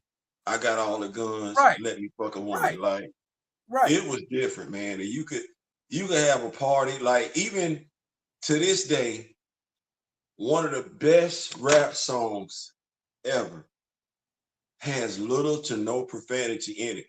It's Summertime. And that you could play that song every year. Summertime. Let's just sit back and that done turned into the barbecue song. But you think about it though, like that here it is, a groove that's slightly transformed. Just a bit of the break from the norm. Play it at the barbecue. Something to break the monotony. You can play it at the barbecue, and Big Mama and them ain't gonna be like, turn that mess off. Yeah, they'll let you rock that. They'll let you rock that. Yeah, man. I mean, when you think about the song, I'm even going back to the video, man. Like, we was wearing starter jerseys back then, the baseball jerseys and everything like that. Like, that was some real shit. We was kicking a bobo. We would pull up on each other, like he said, 2 miles an hour, so everybody sees you. You know what I'm saying? Cars clean and everything like that. We wasn't shooting. Absolutely. You know what I'm saying? We wasn't arguing. We wasn't fighting. We was too clean. You know what I'm saying? Like, man, I can't say I miss them days because I'm too old to enjoy them. Well, I don't want to say I'm too old to enjoy them days, but those some nice times. I mean, it ain't gotta be nothing. You know what I'm saying? Oh, up and yeah, that's what I'm saying. Like, it wouldn't be an official car show and everything like that. It was just like you was riding through the set. Well, yeah, like the blacktop. Down south they call it the blacktop. Yeah, up in the Bay they call it the sideshow. You know what I'm saying? That's where you go out and you show your ride. You see let people see what you got under the hood. You know what I'm saying? Mob, ghost ride the whip. You know how they do it. Check this out. So I don't know what you was doing your senior year. I'm pretty sure your senior year, your years in high school was lit. I lived on Newton Street, right? Woo-wee. I lived on Kensington. I was one house from the corner of where Newton Street and Butler Street intersect. And bruh, damn near every Sunday, especially during the Sunday. And you know what I'm talking about, man, because we going back to 8 tracks. We going back to the boom boxes that you could disassemble. You put them bitches together and everything. We talking about having a boom box on your shoulder and everything. You ride and lean back on your bicycle, but you ain't touching the handlebars and you turn it corner with that thing and everything. Bro, we used to just 20 D batteries. Come on, somebody. Bro, you used to have every Sunday, bro, cars and bikes and folks would just walk up and down Newton Street, man, just enjoying each other, man, just music booming and everything like that. And you can stand at the oak tree. You could say, I'm going to this court. You could say, I'm going to the park, because Newton Street was just that long. You feel what I'm saying? And you was just vibing, man. I'm like, man, the community was the community. You know, I'm talking to my daughter, and I'm trying, the 14-year-old, I'm trying to get her to understand the significance of parents knowing one another, interacting with one another. That's how we kept up with one another, kids. That's how we kept the community straight. And it's like, that's a lost art form in the day. You know what I'm saying? Like, parents ain't trying to know each other. Man, it was something to be seen back then, man. All the kids and the parents and everything. Just we gotta get back to the love, man. Who said it? Yeah, what was the song? Mary J. Blige, her and Jamie Foxx, love changes. Love will make you oh so happy inside. That's what the third remake of that song. That's the third remake of that song. Yeah, I know, right? We got to get back to that, bro. Like we got to get back to that. Melissa Morgan and Kashif, bro. That the version I remember. Beautiful. We got to get back. We got to get the soul back, bro. I don't give a damn. We got to get the soul back. Grand Madam said you're never too old to have fun like that. You just feel out of place because everybody's 30 years younger. LOL.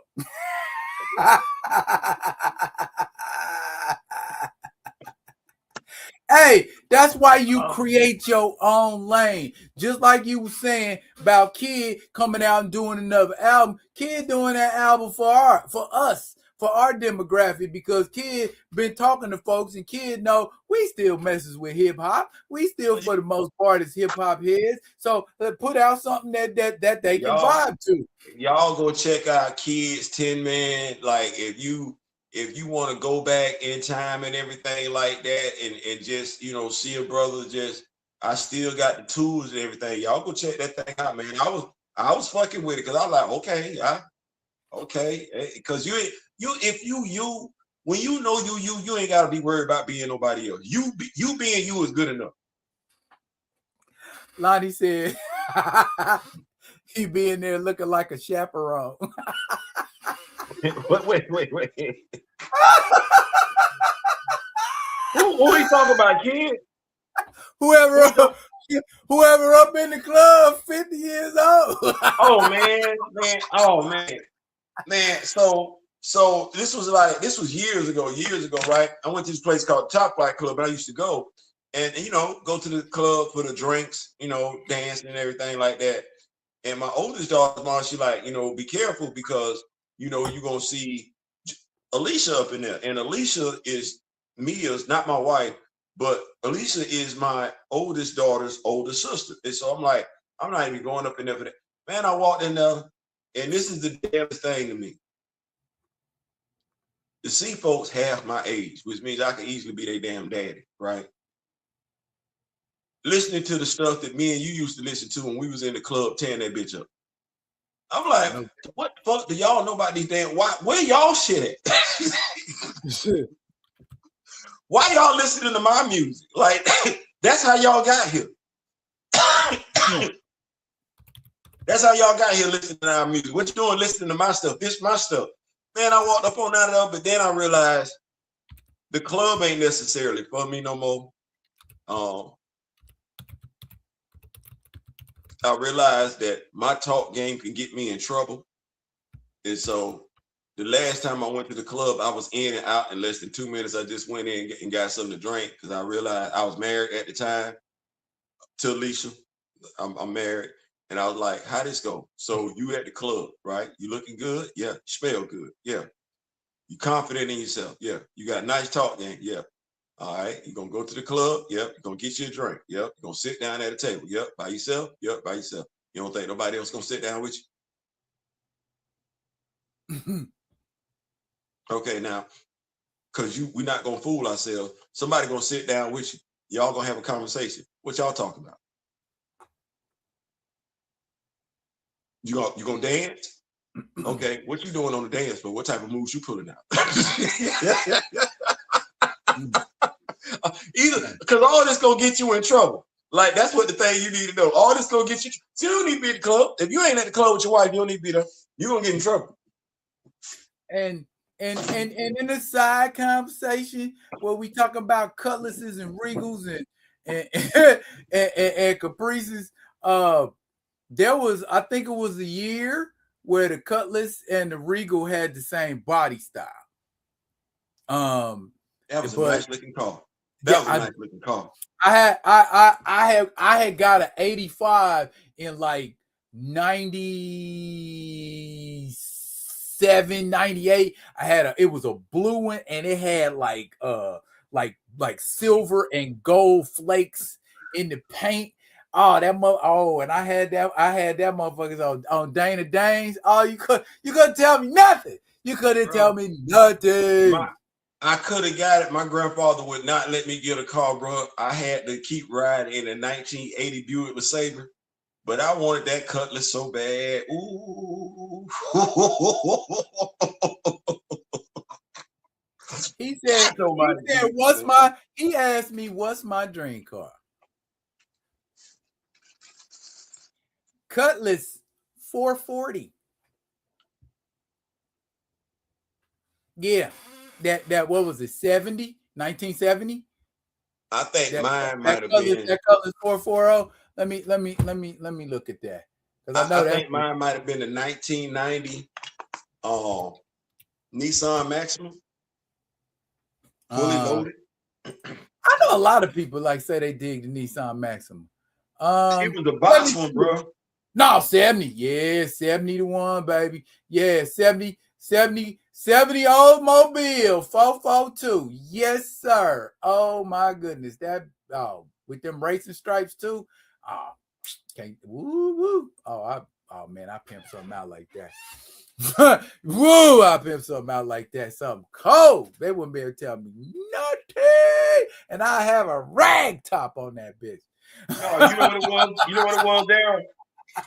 It was the 1988 Nissan Maxima, the box one. 88? Yeah. I had one. I had an 88 Nissan Maxima. I had an 88 Nissan Maxima in 88. Got it when it was new. Yeah. That was fun. That was it. That was very Where we at, man? Where we at? What's going on, man? We at 11:32, man.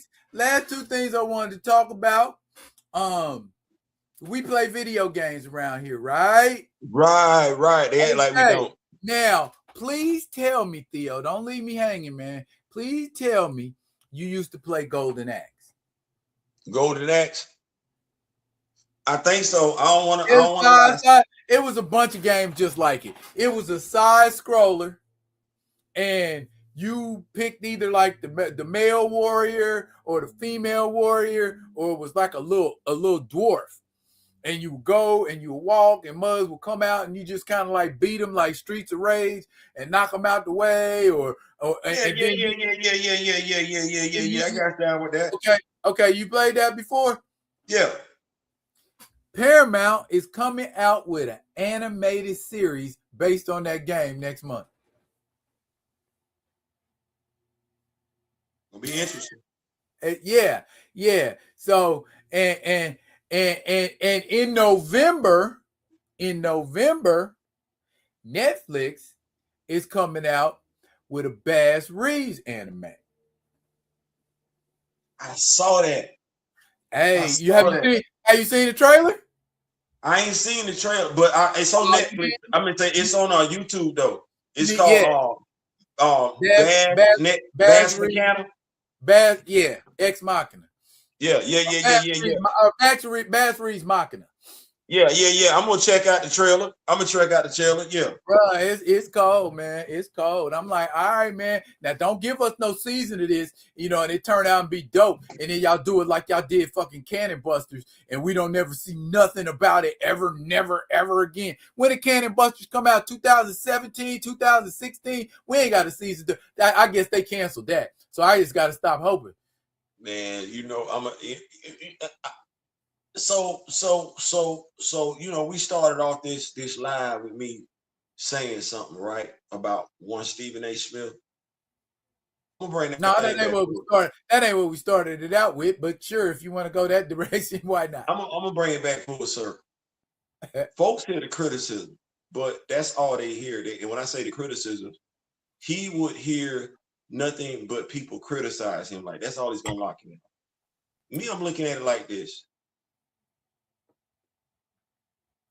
If you that dude, they shouldn't have been able to fire Ryan Clark. If you that dude. But even if they were able to fire Ryan Clark, and you that dude, I'm looking at credible cats in journalism, right?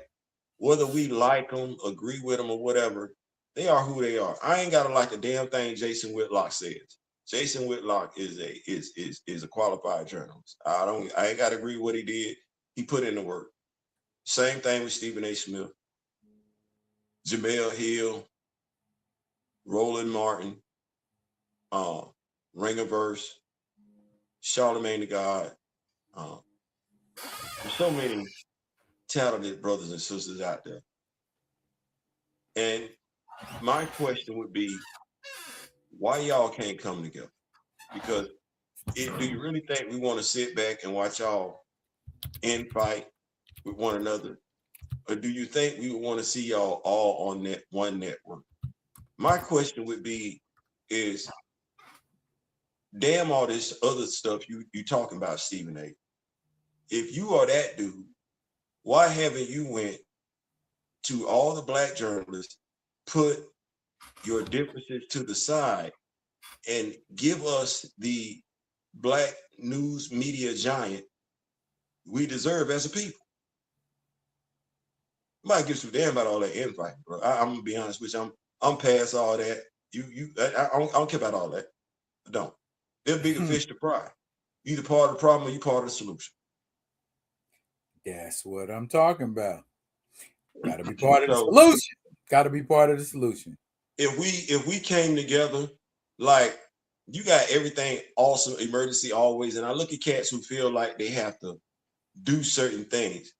Could you imagine how powerful we would be as one media news conglomerate? Like, who talking like we talking? Would I get along with you, rock with you, or nothing like that? Could you imagine if we all came together? Because we all experts in certain areas and everything like that. If we pooled our resources and came together, who would really be with us at the end of the damn day? Emergency Awesome and cats like John Kempy would have to take a seat back. And when I say John Kempy, he would have to fall behind E-Man. Bro, what you finna do when we got one big news conglomerate? Whether we talking about promoting Dark City Comics, or we talking about promoting Epic, whether we talking about promoting Kendrick, I forgot the brother, what he got going on and everything like that, we would be the ones controlling the news. We would be talking about Static Shop. It would be a one-stop damn shop. My question is, why we don't want to do it? Why are we content just to sit and fire arrows across the room from each other, when if we really sit back and thought about it, like, you know what, damn, if we came together and stopped doing all this, who would really be fucking with us? Because if we think about it, MTV wasn't fucking with BET back in the day. Yeah, because they had a lane. And MTV they wasn't fucking with BET. BET was easily better than MTV. But MTV did dip. And MTV did, respond, because we got Yo MTV Raps. Say what? We got Yo MTV Raps. Yeah, they did. But even Yo MTV Rap, which I liked, I can't bash it. I'm not gonna try to. They still wasn't fucking with BET. When BET was sitting up there, I ain't talking about when BET, Viacom, and all that other shit. I'm talking about back in the day when we had Teen Summit. Back in the day, we had the BET Nightly News. Back in the day, we had BET Midnight Love. We had BET Video Soul and everything. Rap City, The Basement, 106 in Park. What? MTV was not fucking with BET. They had a lane. Again, I'm saying understand what I'm saying when I say lane. When I say lane, I mean demographic. That's a demographic. MTV didn't have to, because they had all of this other shit. So they didn't have to delve into that market. Quite frankly, if it wasn't for Michael Jackson and Prince, they would never have delved into that market from the get-go. And little known fact, Prince put up the money for the self-destruction video. Right. I'm with all that. I'm rocking with all that. Yes, there was a lane. I don't disagree with any of that. What I'm saying was it got to a point where BET was more popular. Folks were checking more so, but BET is TRL had to go off the damn air because they couldn't compete with 106 in Park. And so what I'm saying is that yes, there is a lane. That lane still exists.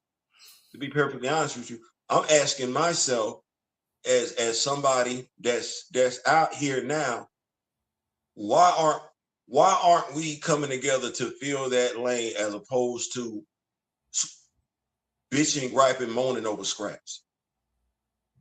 Because that's what we're doing. We arguing over scraps. You got to see what's out there first. You know what I'm saying? Before we say lanes, because if you ain't out there with boots on the ground, you ain't gonna know what's out there. I mean, we just if it's a thing where it's spectating and not engagement, that's a lane. And you can only go so far in a lane. You understand what I'm saying? You got what say? You got to diversify. I believe there's a lane for this reason here. When we look at most of the drama that's been unfolding regarding a certain character, most of the people that look like you and I are getting their talking points from a media conglomerate we don't control. There's a lane to be filled, but there's nobody in that lane to say, no, it's not that, it's actually this. We don't have the credibility, we don't have the cachet.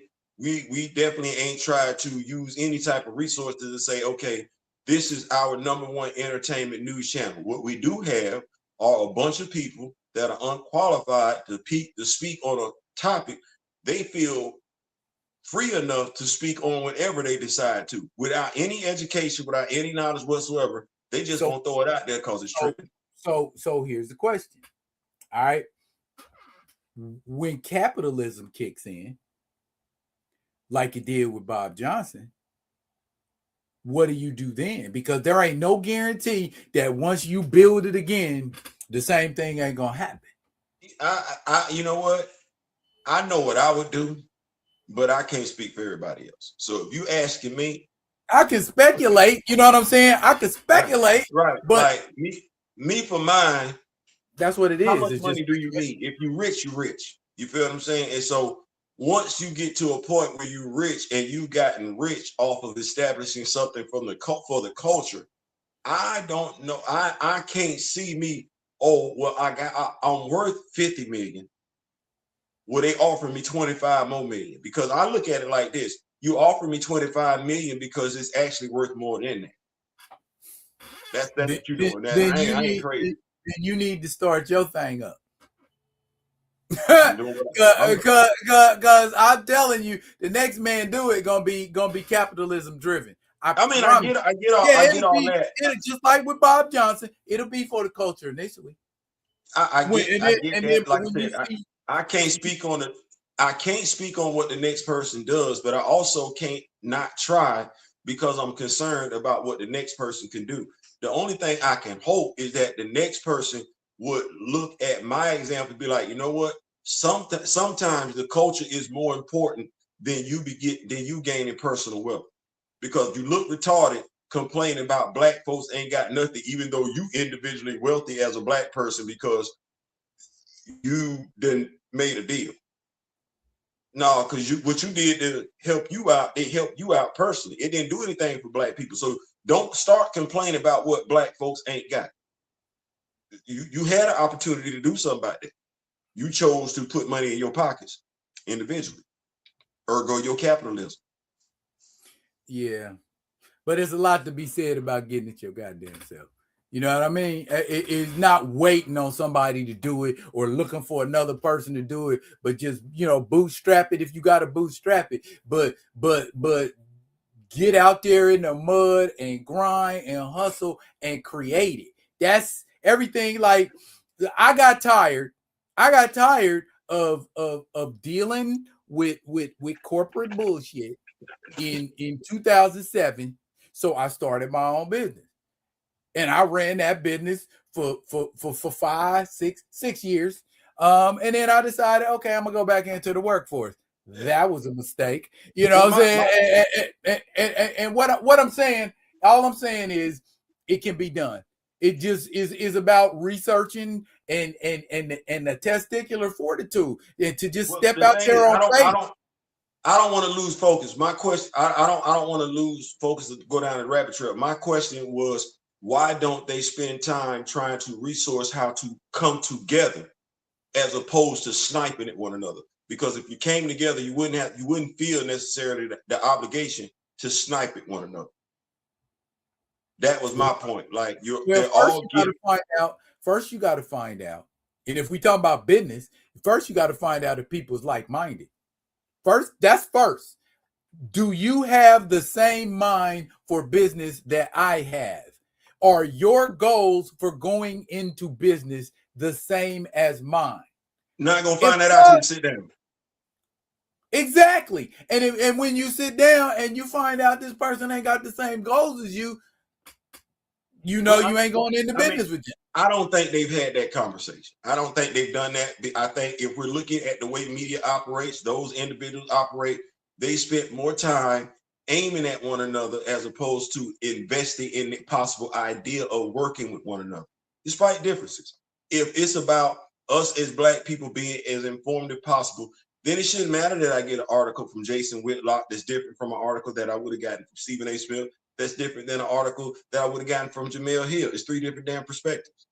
You feel what I'm saying? So I understand what you're saying. There has to be a lane. I believe the lane still exists, but as opposed to using our free time to argue and bitch with one another, how about we do something different?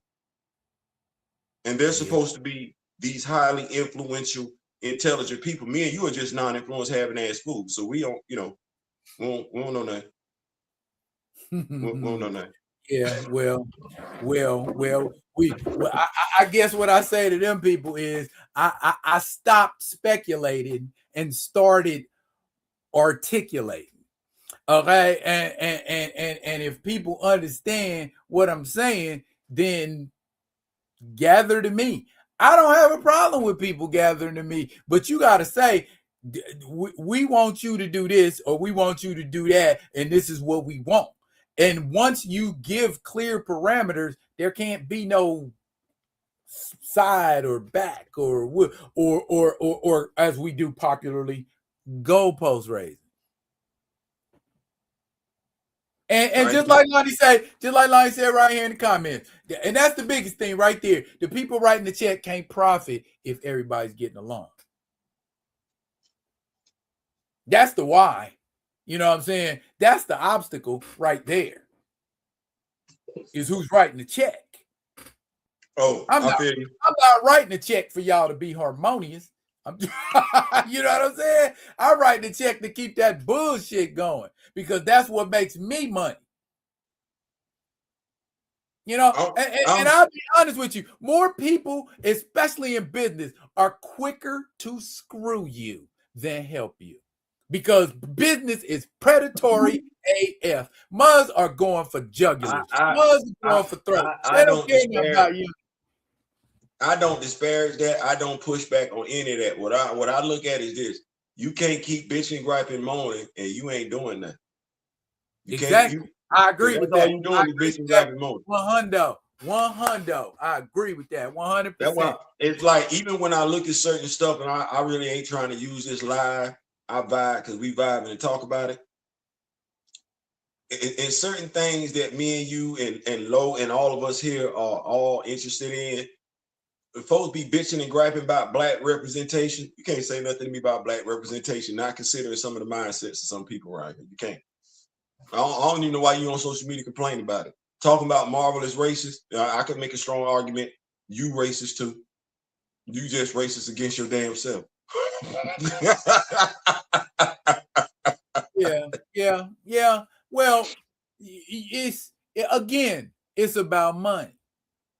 If it wasn't about money, people we like, people we respect, people we rock with would not go and do projects for Marvel, would not go and do projects for DC.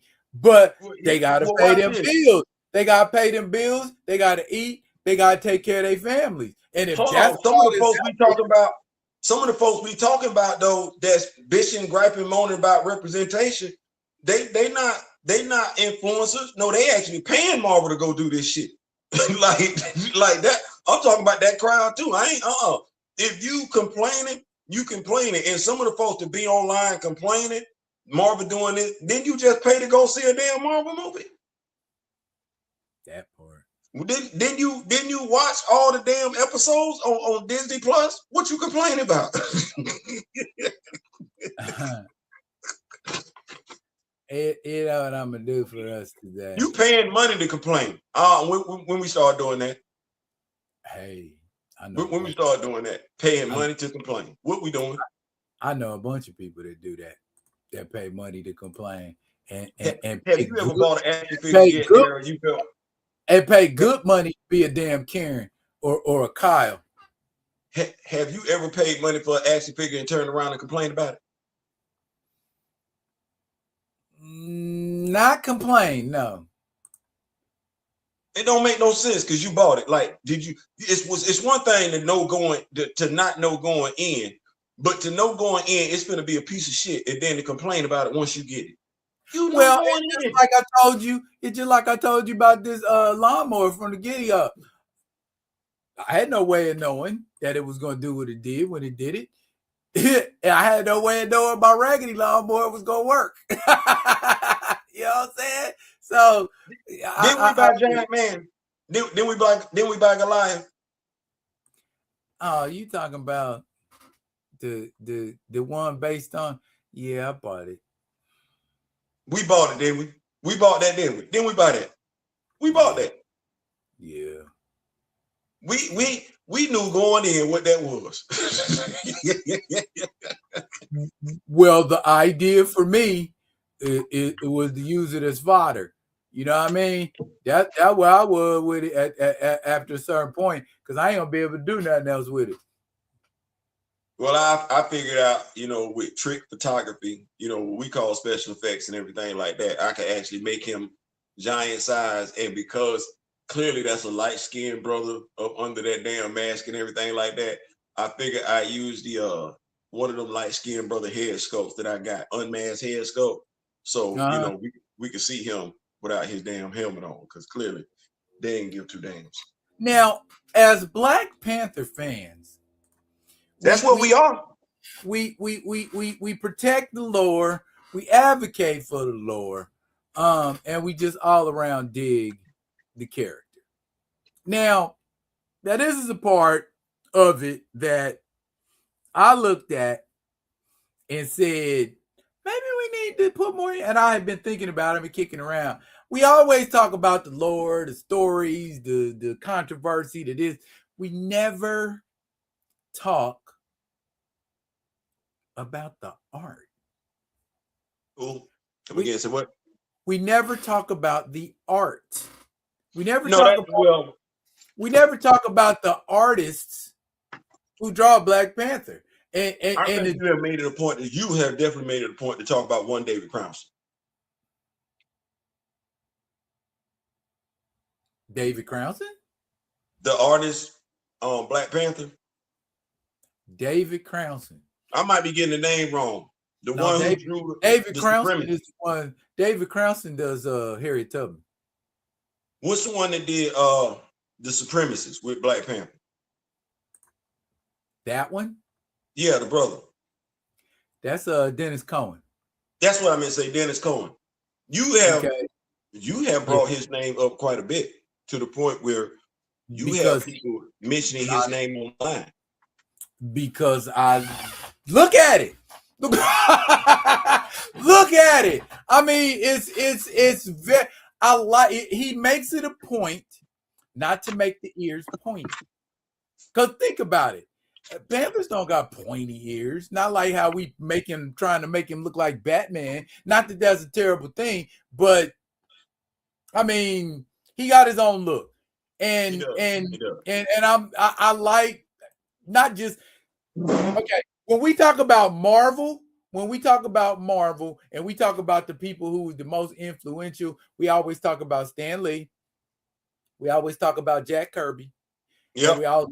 and we always talk about Steve Ditko, but we never talk about our three. Okay, and our three are Dwayne McDuffie, yes, Mark Bright, and that man who drew the Black Panther right there, Dennis Cohen, because them was the three who had boots on the ground when we got Milestone. So that's my stand, Jack and Steve. Another one is this one right here.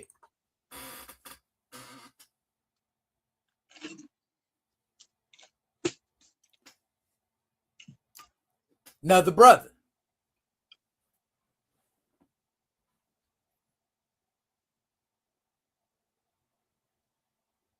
That's Billy Graham. Okay. Billy Graham and Rich Buckler shared art chores on the Jungle Action Run. But it was painfully obvious, and I ain't trying to throw no shade. It was painfully obvious whose Black Panther I enjoyed a little more. And you could see why. I mean, this was before the days of the kinetic shit and you know what I'm saying, and absorbing and all of that. He wasn't absorbing shit into his suit back in his day. He was just taking that shit and kept on going. I mean, because if you ever read Jungle Action, damn, T'Challa which was crazy. He went to hell, man. He was in dinosaur mouths and hanging on to pterodactyls, flying around and falling out and landing in thorn bushes and shit and getting drugged and attacked by gorillas. I'm like, damn. And then on top of that, Killmonger beating him with a belt. Man, you deserve to fall off a damn cliff, dude. Get pushed. You know, whatever. Don't be hitting me with no spike belt. I'm tired. You know what was crazy? What was that? Is I'm reading Avengers 59 when Yellow Jacket pull up, right? And I was like, "Oh, that's interesting." He released a whole bunch of Hornets on T'Challa, and they couldn't get through his costume. He had to piece out because he was concerned the Hornets were gonna leave him and start attacking everybody else. I said, "Can't get through his costume." And you made sure to say that, huh? Where was that shit during this run?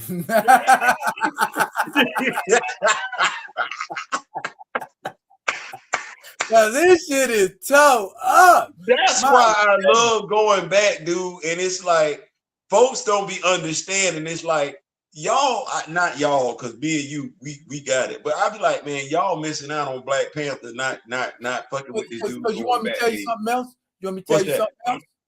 Remember when everybody lost their collective shit in the 80s over Wolverine? Yeah. Oh, yeah, Wolverine can take this. Wolverine can take that. Oh, Wolverine got stabbed through the death. Look at this man. Look at that man right there. No healing factor like Wolverine. Okay. All right. Not invulnerable and clearly ain't got no suit. And he in the snow, Theo. He in the snow. but he ain't a G. All right, moving on. Okay, we can't talk about Black Panther without talking about the man that first drew him. So we could, but I mean we could, but that would be wrong. I can't. Is that Jakara? That is Jakara. He is leaping towards. Yes, that is the Jack Kirby run on Black Panther. He's got that same kind of foreshortening with the characters like that. Everything he does, I ain't hating on it. I'm just saying, bam, that's Jack Kirby. That's half the Marvel universe, right there. That man drew it, or had a hand in creating it. So I can't hate. I can't hate. Now there was a moment. That's why we got Black Panther at the house. Right. Right. And there was also a moment in Black Panther history where because I have been saying it for years. I'm tired of the Black Panther in that cape. And that thing. I mean, it's nice, and Jack Kirby did that, but I'm tired of that. Give me something different. And finally, got that. Oh yeah. Okay. I don't know why we couldn't get that. Now to me, for an African king, that look makes more sense. I don't know why Hasbro couldn't give us that. We asked for that. That's we why. Campaigned for that. That's why we have it at the house, brother. Can I say this real quick? Can I interject this real quick? Absolutely. Shout out to Kamoyo King. Because we didn't get this Black Panther as an action figure.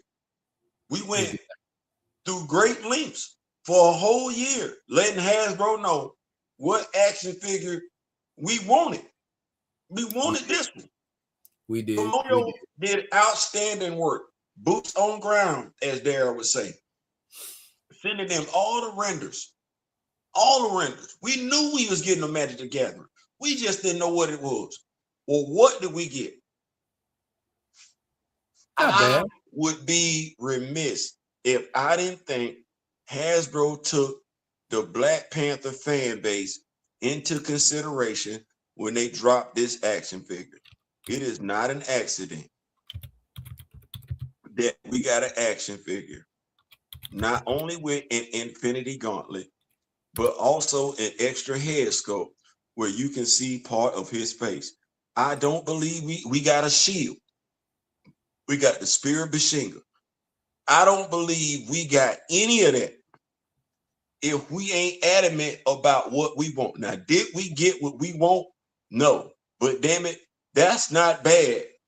That's not a bad T'Challa Black Panther action figure to get. Infinity Gauntlet, Spirit Bashinga, and the extra head sculpt from when he made his debut with the Avengers. That's not bad.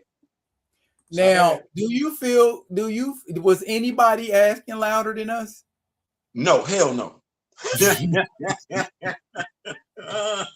So I mean, and I don't want to sound petty, but did anybody scour the net? Did anybody what? Scour the net to find scour out. The net. Look around, just do a search to see if it was anybody else asking the same exact thing. Oh hell no, no man, no, wasn't nobody doing that. No, wasn't nobody doing that. Okay. Wasn't nobody else doing that. And furthermore, nobody else would know about that. No, you can tell by the responses, but by us talking about the damn action figure. Didn't know, don't give two damns. So no, they wasn't asking for it. Now,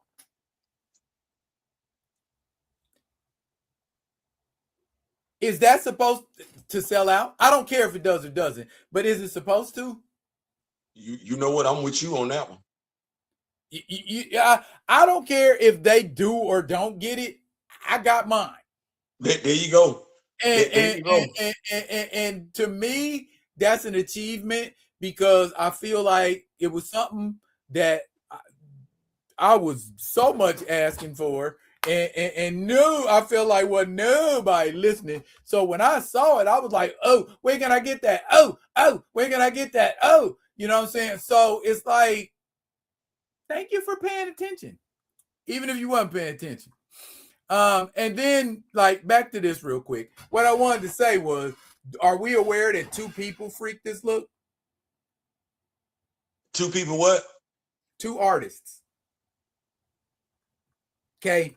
Christopher Allen is responsible for the creation of this look.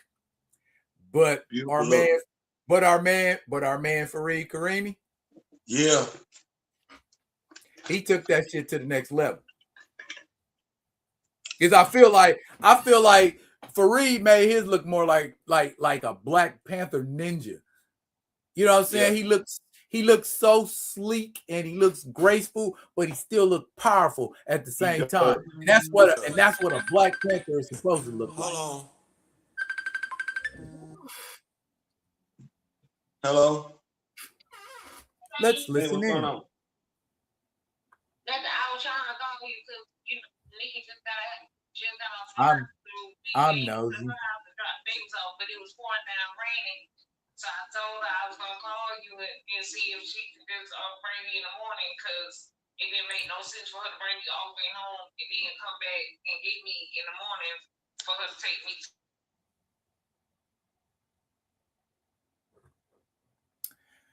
Now, regardless of what you think about the Christopher Priest run on Black Panther, you cannot deny that art was freaking fire. Sal Valuto did that on that Black Panther run.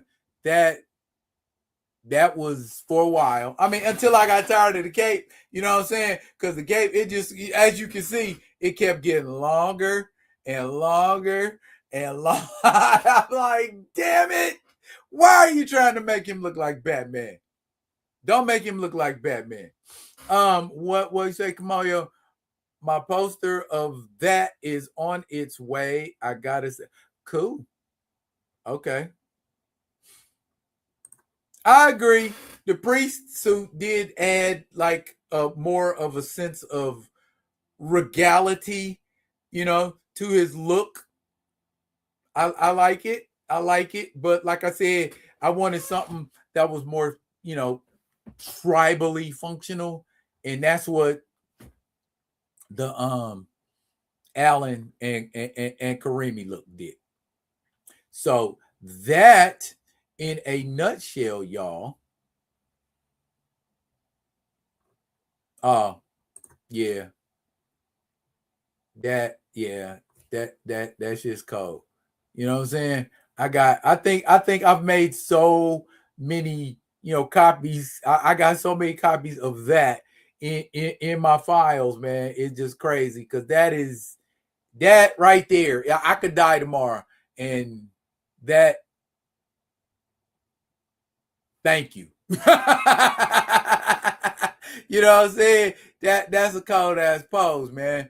And that was during Blood Hunt, during the Sherilyn Eaton run on the little, the 3-issue Blood Hunt. Why they didn't give her a whole thing? Why did she not get a whole thing? I felt like they give her a 10-issue run. Now she ain't nowhere to be found. We you know what I'm saying? We don't know where the heck she's at. Or is she still doing comics? You know what I'm saying? Another Black Panther that I liked, and I was always curious who his model was for it. And yes, I say model, because that's what Alex Ross does, right? Okay, let's get some Alex Ross Black Panther up in here, y'all. 11x14 is indeed a. What's that? A little bigger than 8x5.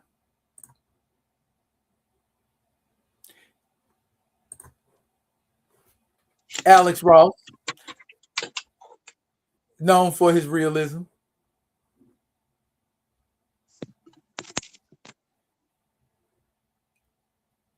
Listen, I saw the comment where Kamoyo said, depending on what that Tucson action figure look like, it's gonna look small.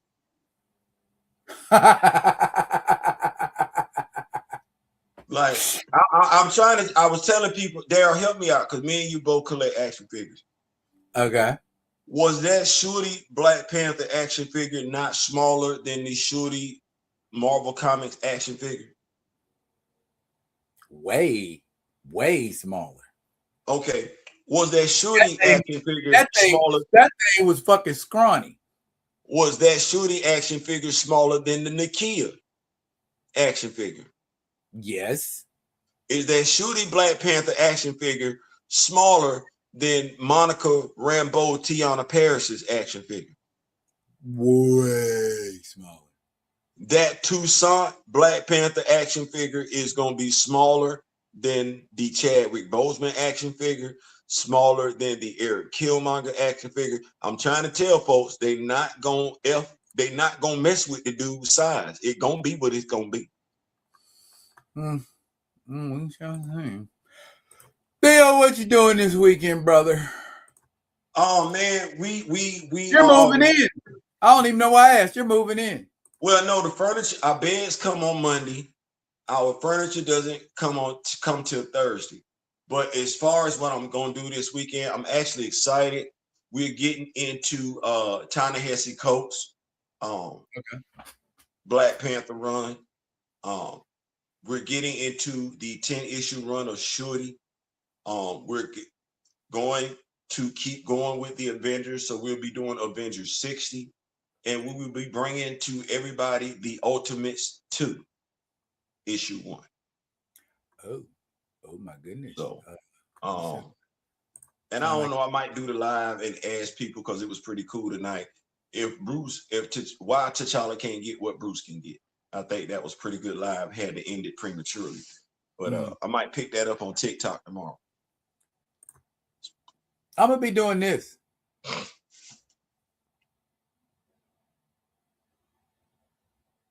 Okay, I like that. Remember that video I did on Tissana? Yeah. This is her people. This is the story that comes before Tissana. And bruh, it's epic. It is epic, bro. I was like, oh my goodness. This is cold. Okay. TJ Sterling and the Jean brothers is pretty ill. And I'm gonna do a Rocket Red and a Dark Star comparison. Okay. I like that. They made from the same mold, and the head sculpt is practically the same. So I like that. I'll be doing that. And you can see my latest John Stewart figure. Oh, and just to let folks know, the Kid Flash, before I forget. I did I did order the Magic the Gathering Black Panther. We already knew that. And I did get the Magic the Gathering Captain America as well. That is going to be my Shadow Soldier, my Josiah Bradley. I like that look. Okay. I customized one that Secret Empire Captain America, and I got a different head sculpt and a shield. Yeah, and I made him into the Shadow Warrior. That Captain America is actually my Elijah Bradley. I can see that too. Not Elijah. I'm sorry, Isaiah. That Captain America is actually my Isaiah Bradley. Okay. I still got a Patriot action figure from the Toy Biz run. Yeah, so because you remember they had one? What's that? It's a Patriot action figure. Nah. I used a Sam Wilson action figure from Marvel from the MCU.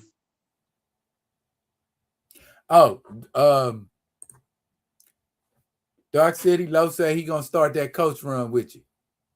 Okay, that's what's up. That's what's up, man. Yeah, man. And to me, it's all about keeping it. What they say, the quickest way to kill a man's legacy is to stop telling his story. Well, we're not gonna stop telling the story then. Yeah, and better advice has never been given. You ready? Now, considering who gave that advice, I don't know why I ain't never been invited on the show. Considering to a degree, I'm continuing his legacy. You know why? But he said it, so I'm low key continuing his legacy as well. He's the one that said it, and I'm continuing it, right? I'm following through on it. You know that man don't want to see us on his show. I'm just saying, like, if he said do it and he's not able to do it, and somebody is continuing that legacy, then low key, I'm continuing his legacy. I'm the kryptonite that he can never get rid of, and that's he ain't never gonna invite me on the show because he know if I was on the show I would completely embarrass him. So that's why we gotta lanes. He would have to set himself up for that. Like if I invited you on the show, I said, Daryl, what's going on, man? I know we ain't seen eye to eye all the time, man. It's great to have you on the show. Thank you so much for being here. It just means a lot. Like I said, I know we ain't seen eye to eye. What happened to knees on next, Emmanuel? What happened to knees on next, brother? You know what? You know what? We could talk about that. Can you please answer? Oh, we ain't gonna talk about it. Good night. No, I said, Daryl, we can talk about that. But what I want to really talk about, because I think this is the thing, because we could definitely talk about me.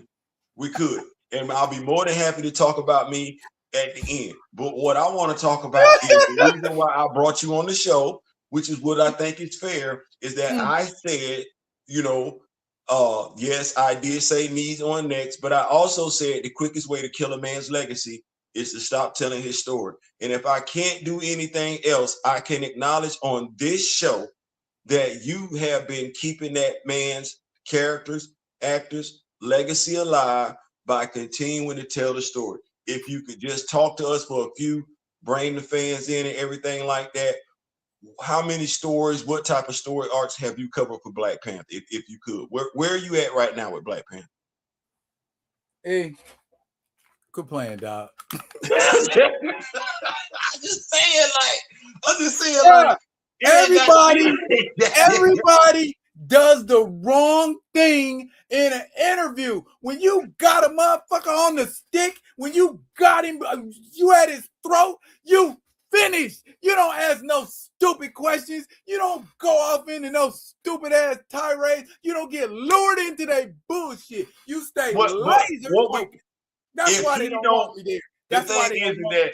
If he wanted to keep it about T'Challa and telling the stories about T'Challa, he could keep it there, and you would be more than happy to discuss the stories about T'Challa. Yeah, you're gonna ask him about that knees on neck thing, huh? But he getting roasted. At the end of the day, his ass getting roasted. Period, man. Ain't no excuse. Well, you know what? Here's the thing. Yes, but I believe prior to the show, right? Because I gotta believe at the end of the day, and when I say you, I'm not talking about you. At the end of the day, he got to know he deserved to be roasted. Like we all know when we all know. And you know what? When I'm done, I will tell him I don't hate you. I'm not going to drag you after this, but I needed you to know that I know you know better, and of all people, and you got a responsibility to do better, not to sell out, not to duck, not to play. See, I was about to turn it into a rhyme. I'm about to turn it into a rhyme. I think I could be wrong. I think everything being equal, adults being adults, right?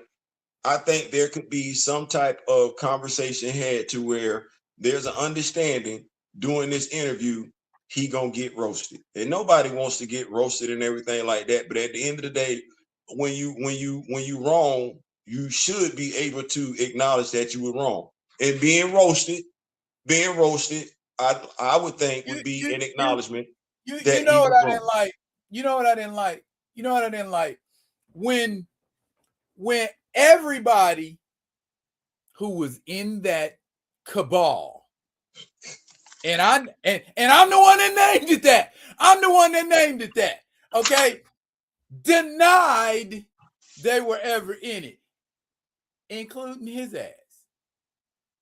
You the one orchestrated it. You the one put it together. How you gonna act like it don't exist? And I got proof that it existed. You know what I'm saying? Here's the thing. What I've realized, and I didn't know that's what it was. Folks don't care about proof. They care about who they like. You can have somebody that they love dead to rights all day, every day. If they love them, they don't give a damn. They don't give a damn. So it's like Morgan. I'm just saying they don't care. I realized during our last presidential election It's not whether or not you did right or wrong. It's whether or not I like you. I don't give a damn what you do if I like you. If I like you, you can go out there and murk somebody. I still got your back. And he said that. Said he could go out on the streets of New York and unalive somebody and wouldn't nothing happen to him. Okay, well, you got it just like this. You got people, and I feel confident in saying this. You got people who was rocking with T'Challa way before they knew who the Ryan Coogler was. It's just real. Because you got T'Challa in too many places. You got him on the Fantastic Four. You got him in Iron Man, Armored Avengers, and everything like that. He was popping up all over the place. So you knew the dude well before you knew Ryan Coogler. Well, you let the dude you just met tell you the dude that you said you was a fan of before he popped up in the MCU, he wasn't worth having around. Well, what am I to take from that other than the fact that it ain't about Ryan Coogler being right or wrong. It's about you liking him. He can do whatever. But what they say, in Ryan we trust. That's a cult mentality. All day, all day, all day, all day. Okay, God said trust in him. You know what I'm saying? With all your heart and lean not to your own understanding, but in all your ways acknowledge him. I ain't never said. Hey, I ain't never thought about saying in Theo we trust. In Theo we trust. Okay, that's cool. That's crazy. Well, okay, you got to understand how Hollywood is 99% ego. Everybody in that bitch got an ego. You know what I'm saying? And so you could say things like that. You know, look at Kanye West. You know what I'm saying? You know what I'm saying? What you got ego about? But you know what? I'm running over. It's 2.5 hours. That's what happened when you keep the party going and we still holding that 8. We still holding that 8 strong. Now, 9. Now, okay, I got 8 on my 8. That's okay. That was 8. Oh, okay. But me and that 8 and you is about to dip because I got to get downstairs. I'm about to do my thing. You about to do yours. You already told me what we got going. I already told y'all what I got going. Pull up for our projects. Like, subscribe, and share to the Be Real with D-Real page. Like, subscribe, and share to I Ain't Saying, I'm Just Saying. You know what I'm saying? Did I just say I ain't just said, you know what I'm saying? Okay. You did. I mean, but it kind of is what it is. That means it's time to leave. All right. I'm D-Real. That's Theo B. This been Friday Vibin. D-Real. Outro.